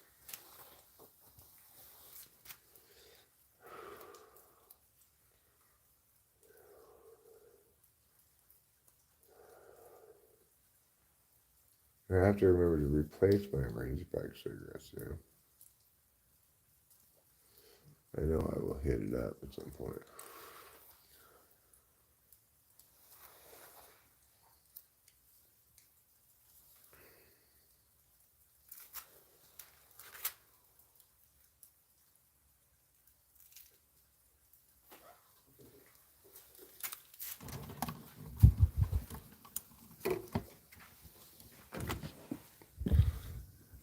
All right, let's see what's going on here in the chat. Jonathan Earl, hello. Yeah, there is snow outside. There's something that doesn't pop out. Is something out here? No, nothing's out there. It's just snow. Snow on the walkway. Or the walkway, then a little bit of snow. But it's really just melting snow right now. So it's mostly water. Well, it's fine, BLB. I plan this thing carefully, right? And just say, oh, well, okay, I'll just go there. I knew I had to go today because I'm going to get, yesterday, because I'm going to get my own prescription on Friday and I want a few days to recover in between. So I'm fine not sleeping, you know? I don't have a sleep cycle. I do have a sleep cycle, but it's like, you know, not sleep for a night and then barely sleep the next night and then sleep solidly for like 2 or 3 days, day and night.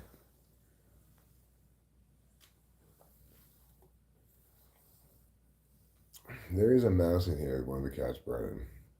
I hope you don't catch it. Jonathan Earl, we are spectacularly well. So in April, is climate change real? Yeah, of course climate change is real. It's been happening since humans first implemented agriculture, right? All human endeavor is carbon producing. So the question isn't whether it's real, but what we should do, and we should mitigate, we should adapt, not mitigate. Renee Karas, yes, hello.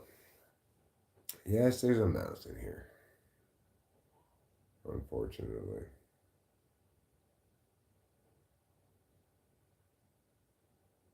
Yeah, since before the Industrial Revolution, since agriculture, like I said, and probably to a certain extent, a little bit before that even. Think about all the time when humans would burn wood in their houses, how much, like, you know, it is cyclical, okay? It is also the case that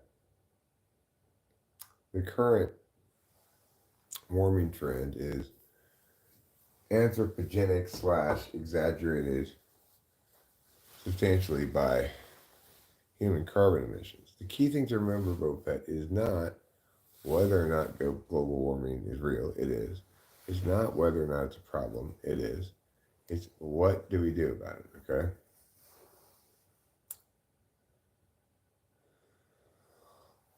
We are on a cycle. Salt is how heat moves around the planet. Warming leads to rapid cooling. Polar caps get hot, melt, dilute salt. Salts dilute heat. Doesn't move. It gets cold, reforming the caps. I see.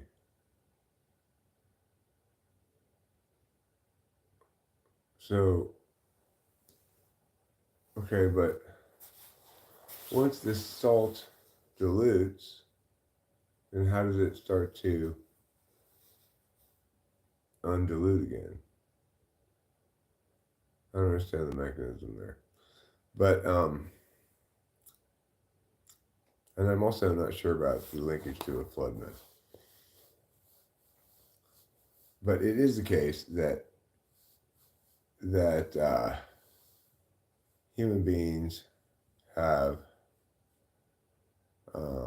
substantially impacted the climate since we've been here. And it's not necessarily the case that even that we're impacting it uh, more now than ever. There have been different times where people, you know, no, Fett. Nobody's saying we shouldn't drill more oil or burn carbon. Not here, anyway, right? Uh, I'm not suggesting that we stop producing carbon, we stop using fossil fuels, we start using green energy or any of those things. What I'm saying is that instead of attempting to mitigate our carbon emissions, in other words, instead of trying to tell people to emit less carbon, we adapt to the new environment and or we solve with like carbon sequestration solutions. If in fact carbon it plays that massive a role in the whole equation. Some of the math on the curves on these things is very up in the air. I'm not sure if it goes like this, or like this.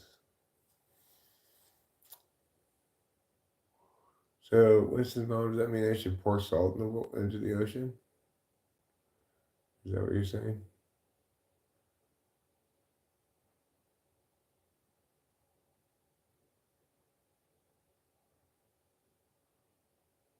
No, but I'm saying if the salt cycle, how is it that the salt cycle goes back to being more salty and frozen? I don't get that part. I get the part about how as it melts, we get a lot of, I guess, not as salty water from the polar caps, and accordingly, that not as salty water. Um, I'm not saying it's lies. I'm asking you questions. Okay, I get the fact that I guess the ice caps are less salty, right? So they're going to dilute the salt in the water, and that's going to make it the water across the board warmer because um,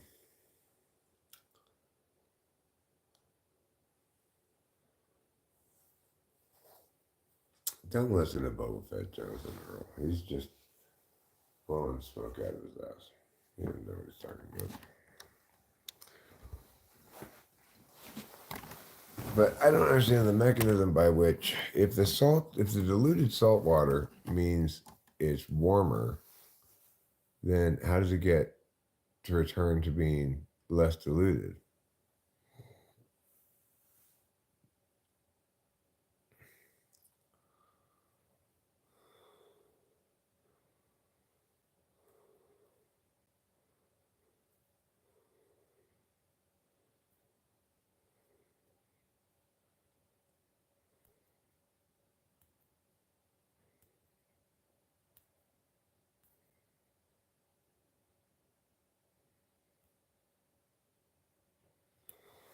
Yeah, that whole carbon credit shit is bullshit.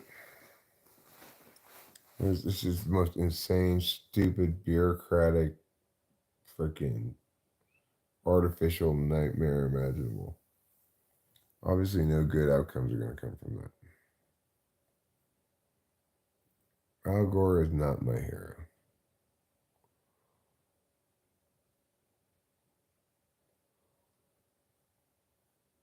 I mean, it does at some point, Jonathan Earl, right?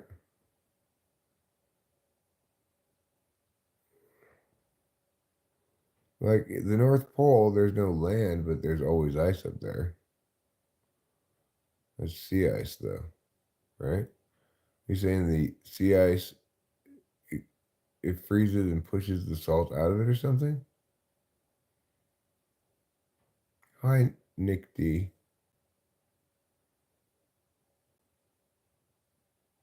No, no, I got you. I got that. But do you see my question that I'm asking?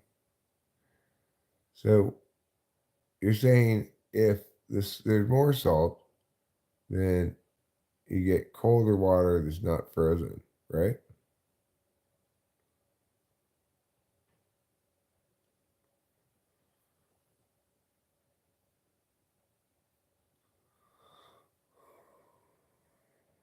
Sun cycles influence climate as well. That's true, and are under accounted for in all these discussions. There's a lot of things.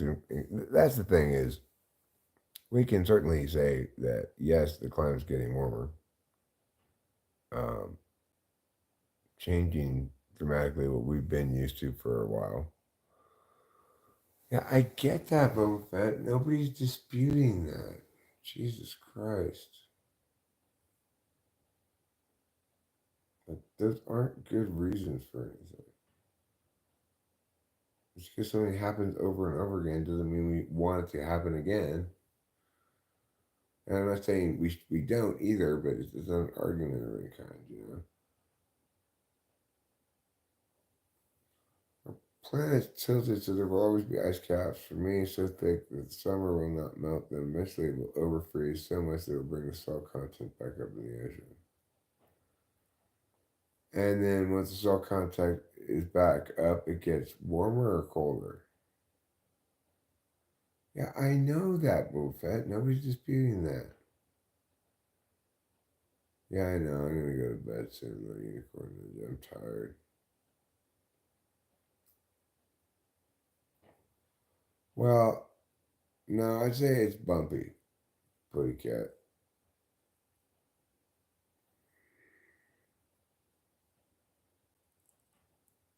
I see. So it makes it colder, ultimately.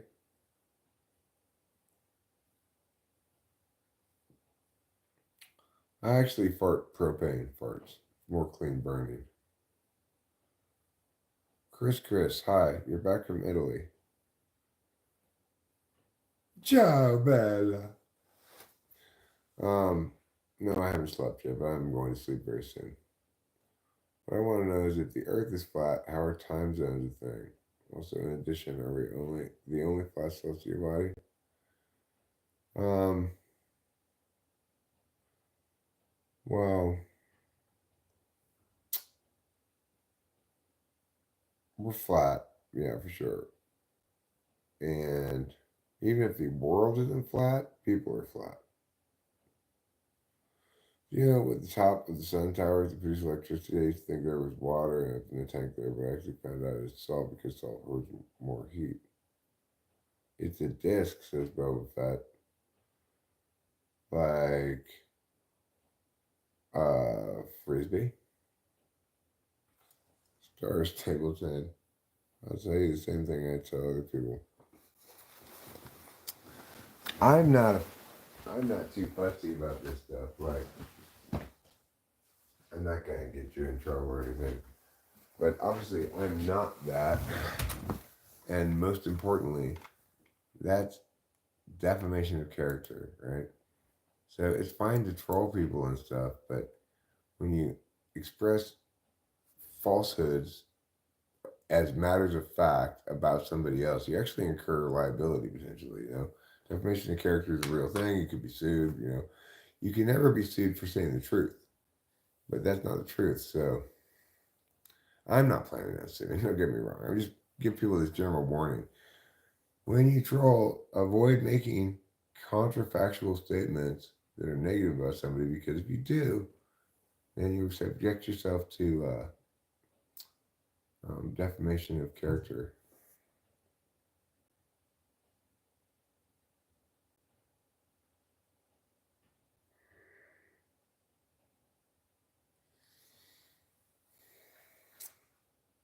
The Milky Way is actually thinner than a piece of paper if you increase the size of a normal sheet of paper to the size of the galaxy, right? Okay, well,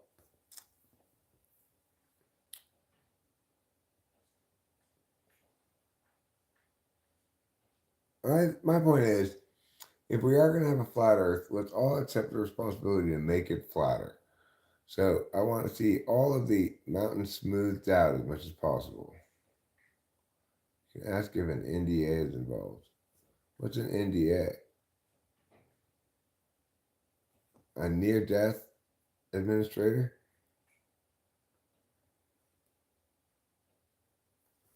I wish I had some Molly Way. That'd be great. That would be a great candy bar.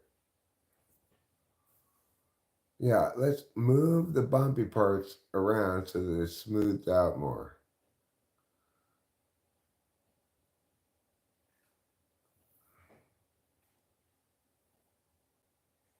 A study was done showing that the valley I live in holds China smog. If we don't clean the air and charge China, they're going to dump their problem on us for free. What are you guys having a non-disclosure agreement about? Oh, when you get sued for being okay, yeah, sure. Fine. Yeah, if you signed a non-disclosure agreement, I mean, obviously, if you have a specific contract um, that precludes you from saying certain things, then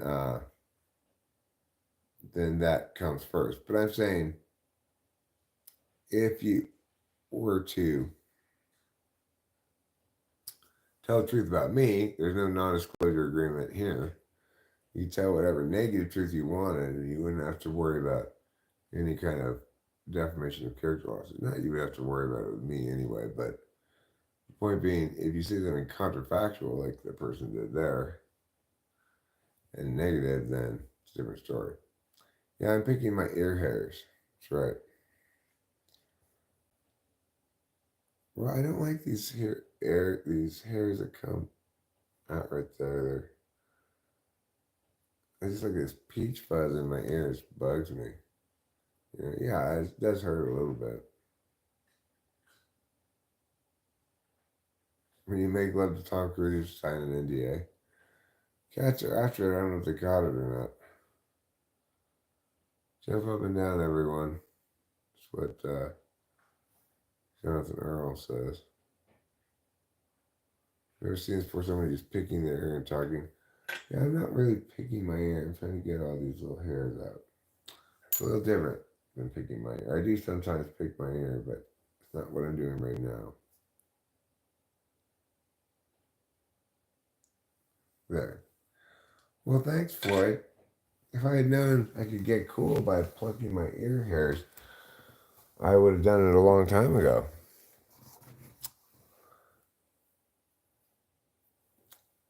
Well, I want you to know that I'm not having anybody sign any non-disclosure agreement today. We're having a non-disclosure agreement free day. So, but the thing is, even if you violate your non-disclosure agreement, if what you say is the truth, all you're liable for is what they paid you for the non-disclosure agreement, right? You can't be sued for defamation or slander.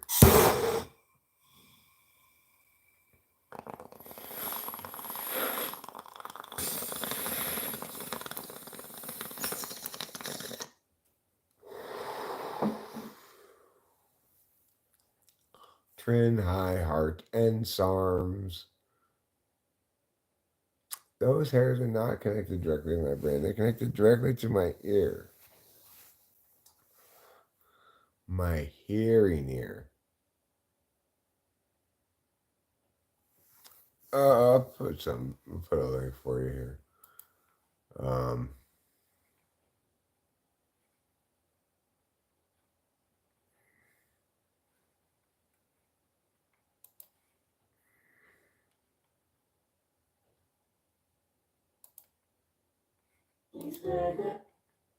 I'll give you this one. This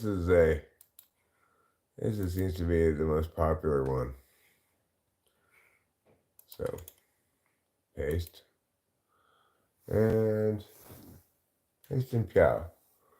What's it like to live in California? The bank explosion's bomb. They're both the same. Both of the links are the same.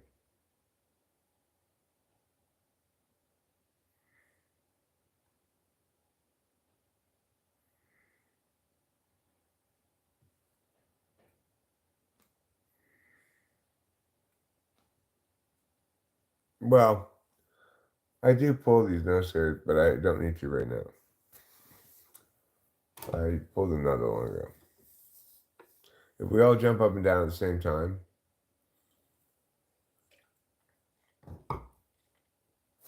we can flatten out the earth. I think what we really need is a steamroller. A very large steamroller. No, pet, I have no such song. You can stop being provocative.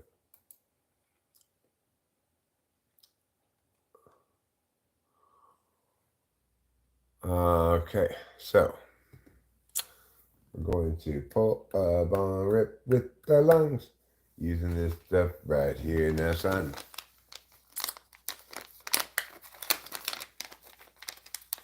Today's the best day for anime. Which day is that, you ask? Today, Sunday. What makes it the best for anime? Well, let's take a look at the release calendar. See what we got going on today. Crunchyroll.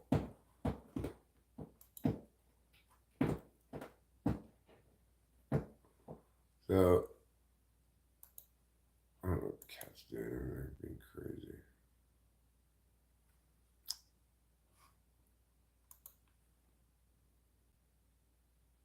Last Sunday, Grandpa and Grandma turned young again, which I like a lot. As a reincarnated aristocrat, I use my appraisal skill to rise in the world. Jobless Reincarnation 2. Those were the three main ones last time that came out that I wanted to see. This week, we should have the continuations of those, but so far they're not out yet. Probably won't be for a while. Okay, so I'm going to pull this rip here. The Sabbath is for Man. What's your old-time favorite anime? Was it old anime is one of my favorites? I mean, I like Naruto, I like Fire Force, I like World Trigger, and Naruto Shippuden, Obviously Attack on Titan, um, Overlord, Gate. I have socks on. And those are where Staff lives.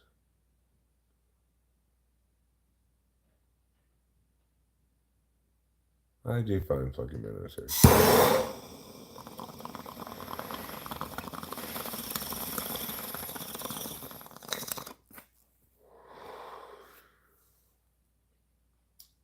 One thing I do a lot actually is burn them off. If you're careful with a lighter, you can burn a lot of your hairs off without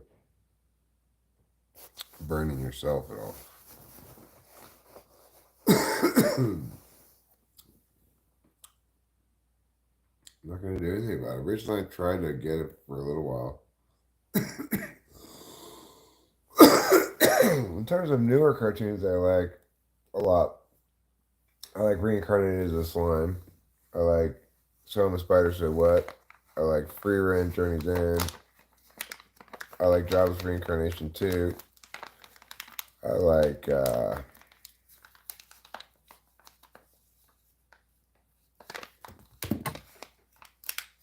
there were a couple good ones last season. I have to think about. Oh, I like Mash and Muscles a lot. Magic and Mashal, Magic and Muscles is what it's called. I like that a lot. It's a really fun cartoon.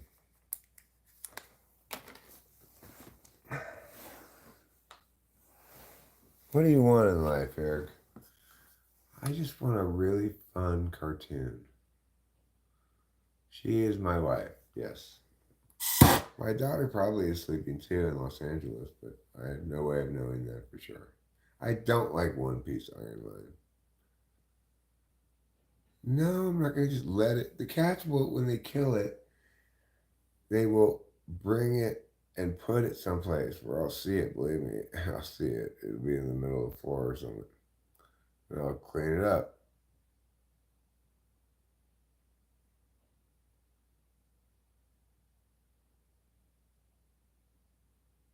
Yeah, it's 4:13.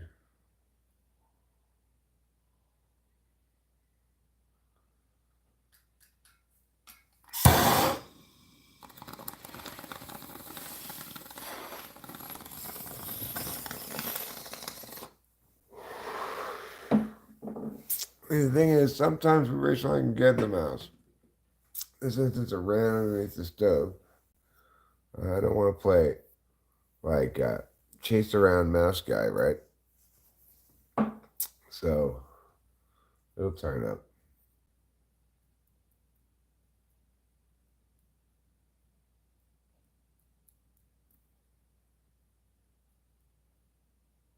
For a trip to the USA, what do you recommend I see?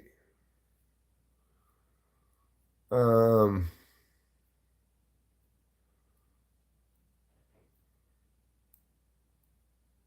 well, I'd recommend you see some states like Kentucky, you know, Tennessee. Those are very nice wooded states. Very beautiful, fairly low dense population. Then, you know, you should go to New York City, go to LA maybe, go Yosemite up here, you know. This is a big, pretty famous place to go in the US. Yosemite National Park. It's famous for having these big rock climbing rocks.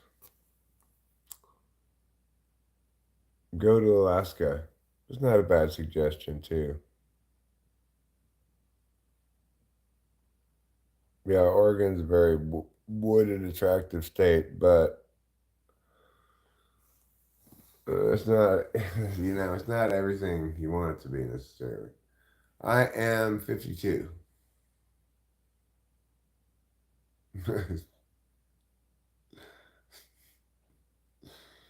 So, Tsunami Strike, I guess you're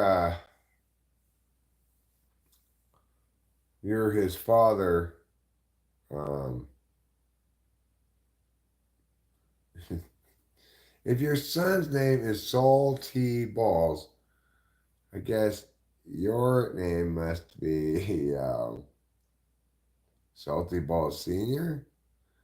Didn't I used to do debates? I mean, I don't want to debate people, right?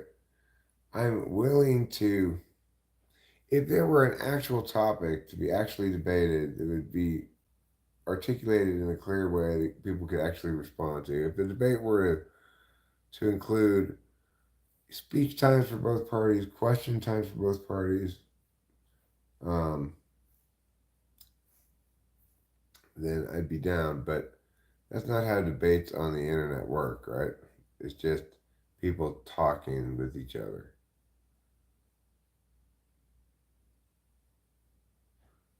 Funi niva, funi niva, niva, niva, funi niva, dusha, nusha, dusha, nika, naka, naka, woo. We don't know what that means. We don't. It's true. We don't know what that means. Oh, I see. What's up? Right. Well, what is up, you might ask? The answer is whatever you find in your heart that lifts you, elevates you into the sky, brings you closer to spiritual enlightenment, whatever it is. Maybe it's a delicious muffin in the morning. Maybe a hot cup of joe. Maybe these are things that I apparently want. What did they say that's on? Let me see. No, what did you do? What did you do? You do something else besides what I saw? I don't think he deserved to be. What did you do to him? Did you time him out or hide him?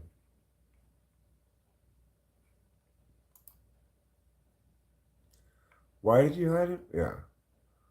Give him a chance. I don't think that's okay. Don't spam that. Was he spamming? Is that what happened? Don't spam that. Don't spam that.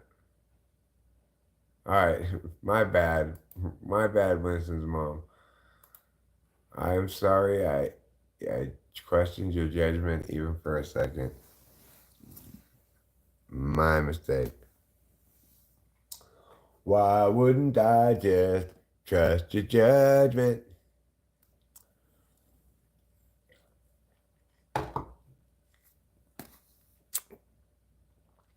All right. Here's what we're going to do. We're going to go into the bedroom and we're going to have a very intimate bedtime story, okay? And by intimate, I mean, you know, it'll be dark. I'll be in bed. You'll be nearby. I'll be talking to you. It'll be just like, almost like you're Rachel in bed, lying next to me. I'll be telling a bedtime story. I don't normally do that to Rachel, of course, when I go to sleep, but I'll do it to you. Before, why do I drink so much tea? It's half tea, half lemonade. So I don't think I drink that much tea. I drink a lot of coffee, I think. More than I drink tea. Because tea is for people from England.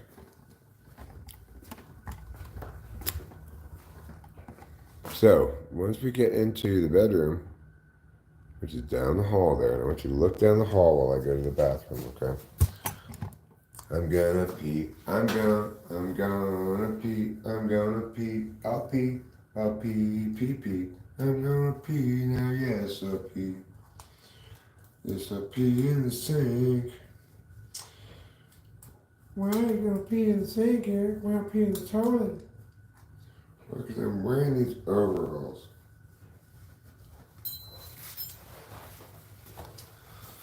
Makes it a lot easier to just stand up and pee in the toilet than just pull all these overalls down to the ground and everything, I'm a tall drink of water, and this sink is perfectly heightened, for me. Like, when I pull everything down, it's in the perfect spot. Like, I just lean forward, and the bottom of my nest rests on the top of the sink.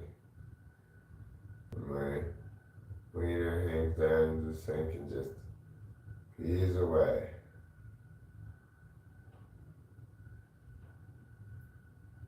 It's like this sink was made for me to pee in it.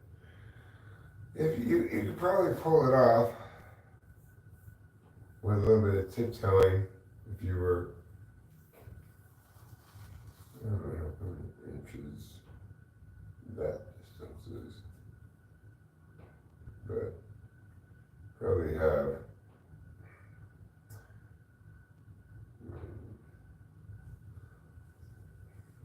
3 or 4 inches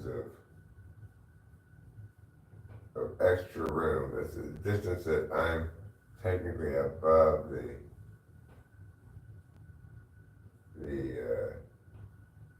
it's the distance that the top of my nest is above that thing. So, over the sink. So, you probably have to stand on tippy toes a little bit. If you were, say, 4 inches shorter than me, you can still get your nets over the edge of the sink, is my point. You could be a regular sized person peeing in the sink, but it's perfect for me. It's the perfect height because I'm coming in over the top of it, Which really is what you're looking for in a peeing sink. So, you're going to rinse out the sink haphazardly. But in order to compensate for your haphazardry, you're going to squirt some of this spray in it too. Make it smell like bleach. All right. What an exciting activity we're about to go do. We're going to go tell a story. You're going to be delighted. I'm going to be delighted. First, sure, it's scary. Where are the lights? Why can't we see anything? Is everything okay? Are you okay, old man? Oh, is Rachel in here?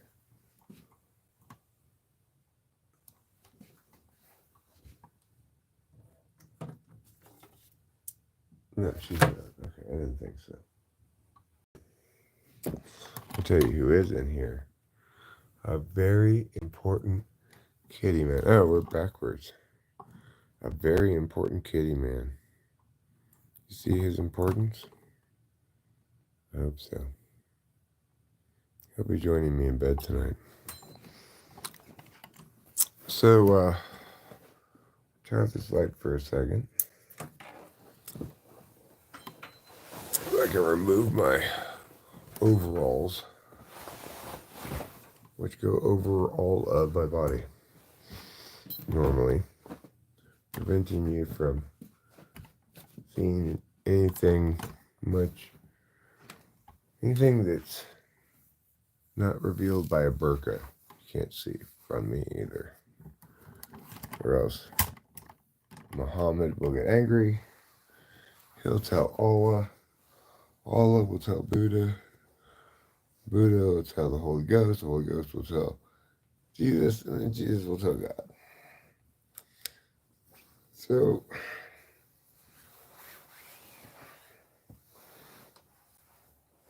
I'm sorry, Mr. Trouble Bubble, but you're going to need to give me a little more coverage than that. Oh, bread is so wonderful. So good and just and soft and true. Okay, you guys ready for a wonderful bedtime story? Here it goes. This is the bedtime story of your life.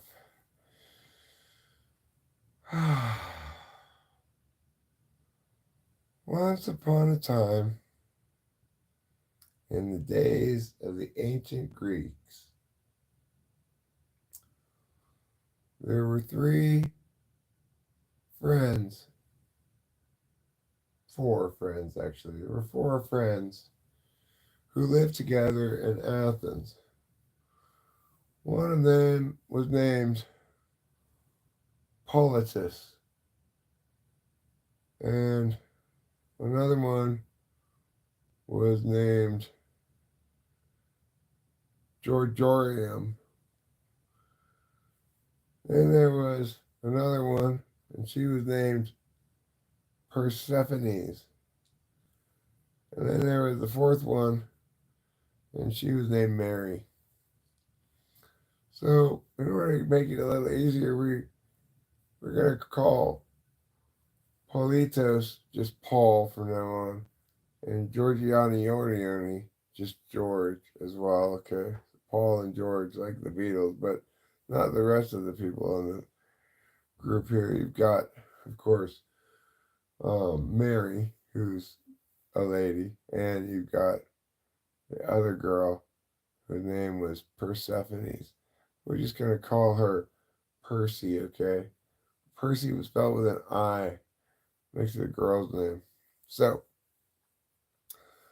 anyway, Percy and Mary and Paul and George were living happily in ancient Greece in Athens, and they were just finishing their time at Athens Community College, where they had gotten their associate's degrees.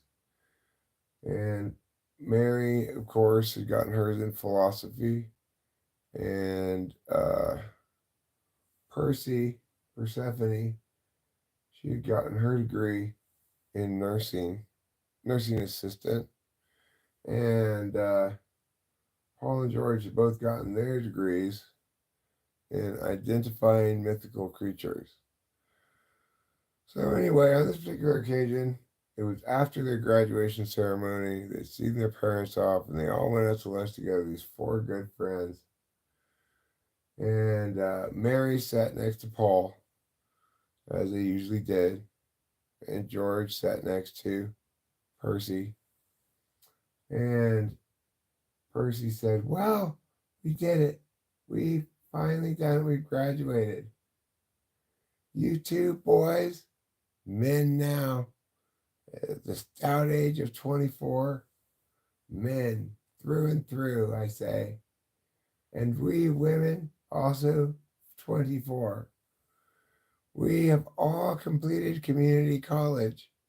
Sure, it was only supposed to take 2 years, and it took us all 6, but that's why we're such good friends. We had better things to do than take those dumb classes. Mary chimes in, well, Persephone, you're going to be a nurse. Because it's how Mary talked a little bit. And I'm just wondering, maybe you shouldn't have taken your classes so lightly. And Percy said, I did take my classes lightly. And George and Paul look at each other, and George says, okay, girls, okay. Look, let's stop arguing about it, okay? The important thing is you're going to be a nurse. The important thing is you're going to do your thing too, Mary. What is your thing again? And Mary thought about it. You mean, what did I major in my AA here at Athens Community College? And George says, yes, that's what I mean. And she thinks about it for a bit. And she says, I can't remember. And Paul says, what do you mean you can't remember? How do you mean it? What do you mean? She's like, I don't remember what I majored in. I don't know what's wrong. I have sudden flash insomnia. I mean, amnesia. I mean, anemia. I mean, oh gosh, I don't know what I mean. And George says, calm down. Calm down, lady. You need to calm down. So she calmed down a little bit. They said, that's it. We're walking from this nondescript place where we're standing all the way over to Athens' hottest new restaurant called Hamburger Hamlet. And we will have hamburgers. We'll have some Greek stuff like cucumbers and yogurt and stuff like that. And then Mary and Percy and Houston both say, ew. And Paul says, oh, can't help but agree, mate. Ew to that. And George says, just be cooperative, okay? We've got to go over there. We need to go to that place. And we need to eat something. And Mary's like, why do we need to eat? Didn't you just have dinner? Paul said, no, I didn't have any. I tried to make myself food at home, but it turned out all the food in my refrigerator had spoiled. And she said, oh, Paul, you're so silly. And she punched him in the arm. And then Mary rushes over and says, I wish you wouldn't do that, Percy. And Percy says, well, I don't care what you wish. And Mary says, don't make fun of me. It's not nice. And her eyes starting to well up. And George says, Percy, will you lay off of her, please? And Paul says, oh, yeah, Percy. Yeah, it's not very nice to tease and call names to anybody. And then Percy says, well, you know what? You know what? You know what, Paul? And Paul says, what? What are you asking? And she said, get out of here, Baldy. You just get out of here. And Paul says, I'm so sick of you bloody Yanks. You bloody Yanks are always causing problems. For example, inventing inflatable boats, but not having any inflatable water to float them on. And George says, Paul, we wouldn't have inflatable water. Tom, what are you thinking? It's not how boats work. And Paul says, exactly. It's not how boats work. At this point, Mary chimes in, whoa, hold on a second. What are we doing right now? Where are we going? And why are we going there? And George says, well, I think, first of all, we're trying to figure out what you majored in and what this spot flash, amnesia, insomnia, anemia is that you have. And Mary said, oh, right. I am worried about that. And so then Persephone says, can we please go to lunch already? We need to sit down and hamburger Hamlet. And George says, haven't you noticed? We've been walking the whole time. And here it is. Hamburger Hamlet. Let's go in. So unfortunately, Hamburger Hamlet was doing a new experiment. They'd gotten rid of all the tables except for one very long table that would seat like 12 people. And there were no other tables in the restaurant and no other people in the restaurant because they had just opened because it was 10 a.m. So they went in there together, but they had to sit kind of far apart from each other. Like two of them sat in the middle on either side, two of them sat at the ends of the table, and they kind of had to shout across the table to talk to each other, because it was one of those big, long, fancy mansion tables. So what happens is finally they sat down, and Mary said, "Oh, is this my water? Was this here before I sat down?" And the waitress says, "Oh no, that's your water." And Mary's like, "Okay, cool." And she drinks the water, and she's like, "Oh, that is such thirst quenching water. I really enjoy it." And then Persephone says, um, "Well, let me try it." And she drinks a drink of it, and she says, "Oh yeah, that is really good." And Mary says, "Right, it's extremely thirst quenching." And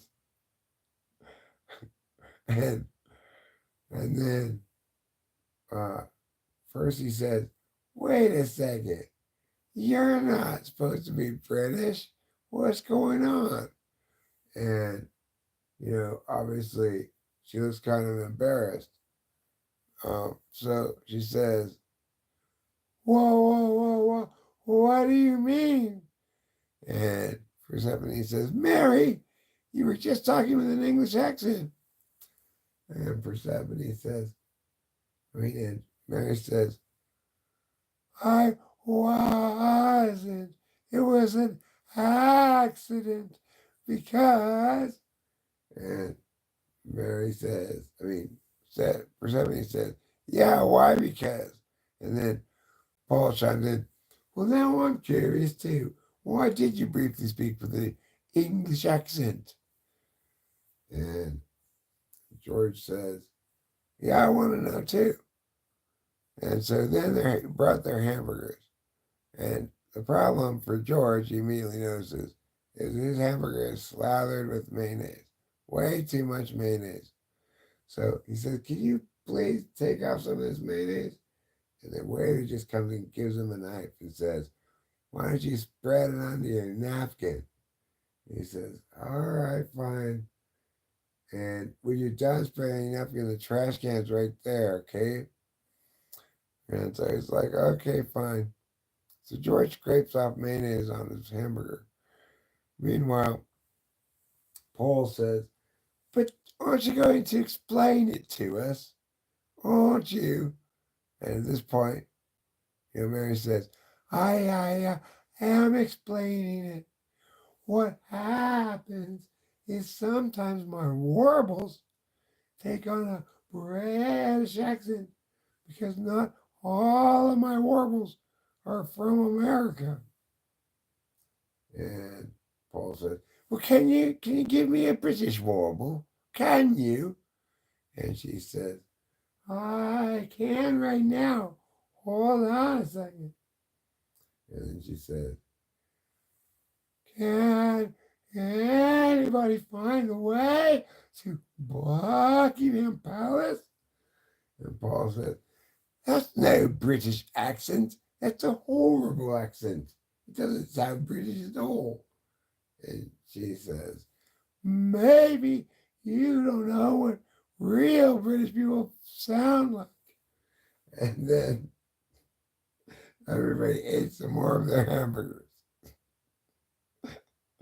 Finally, uh, George said to Mary, Mary, have you figured out what you majored in yet?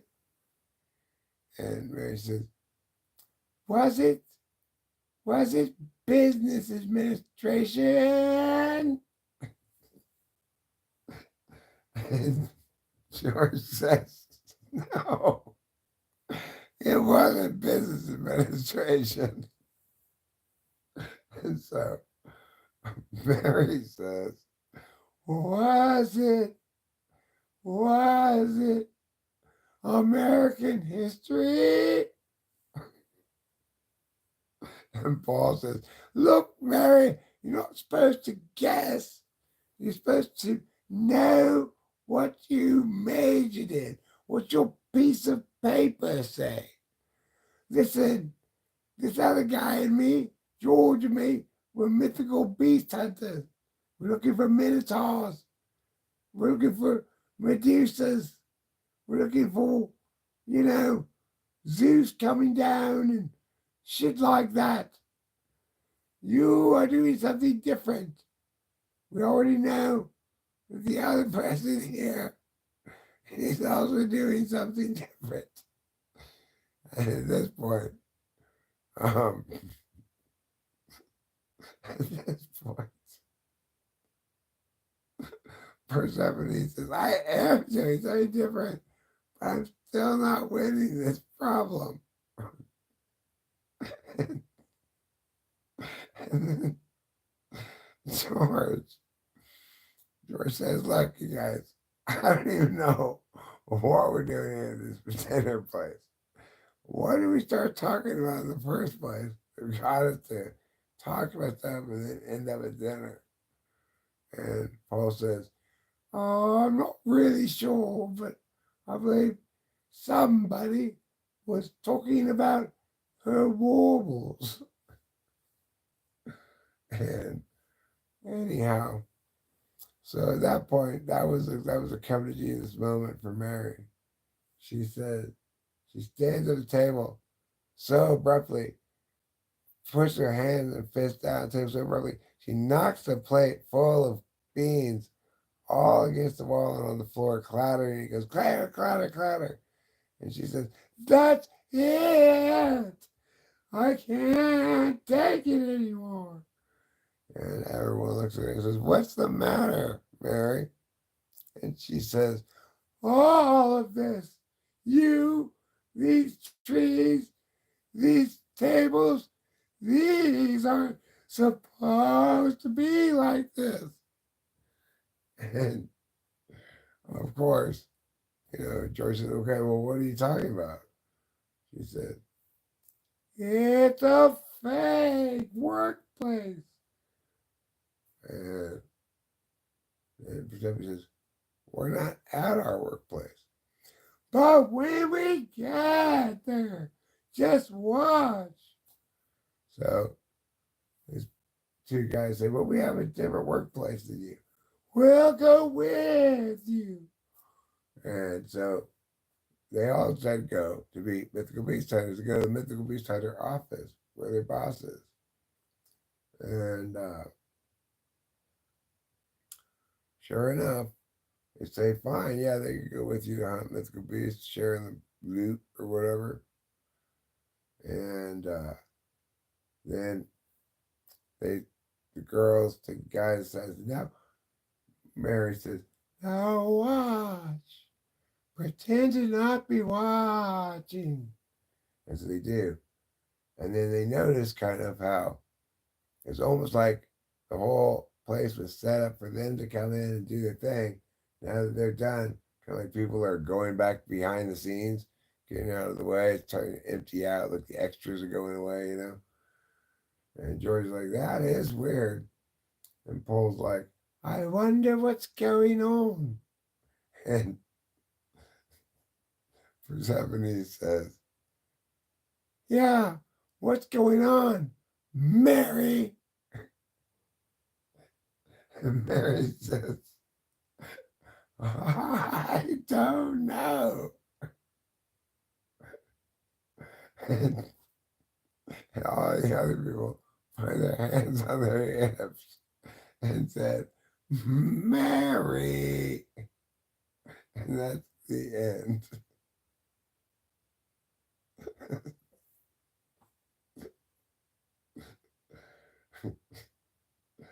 All right, friends. Good night. Thanks for being here.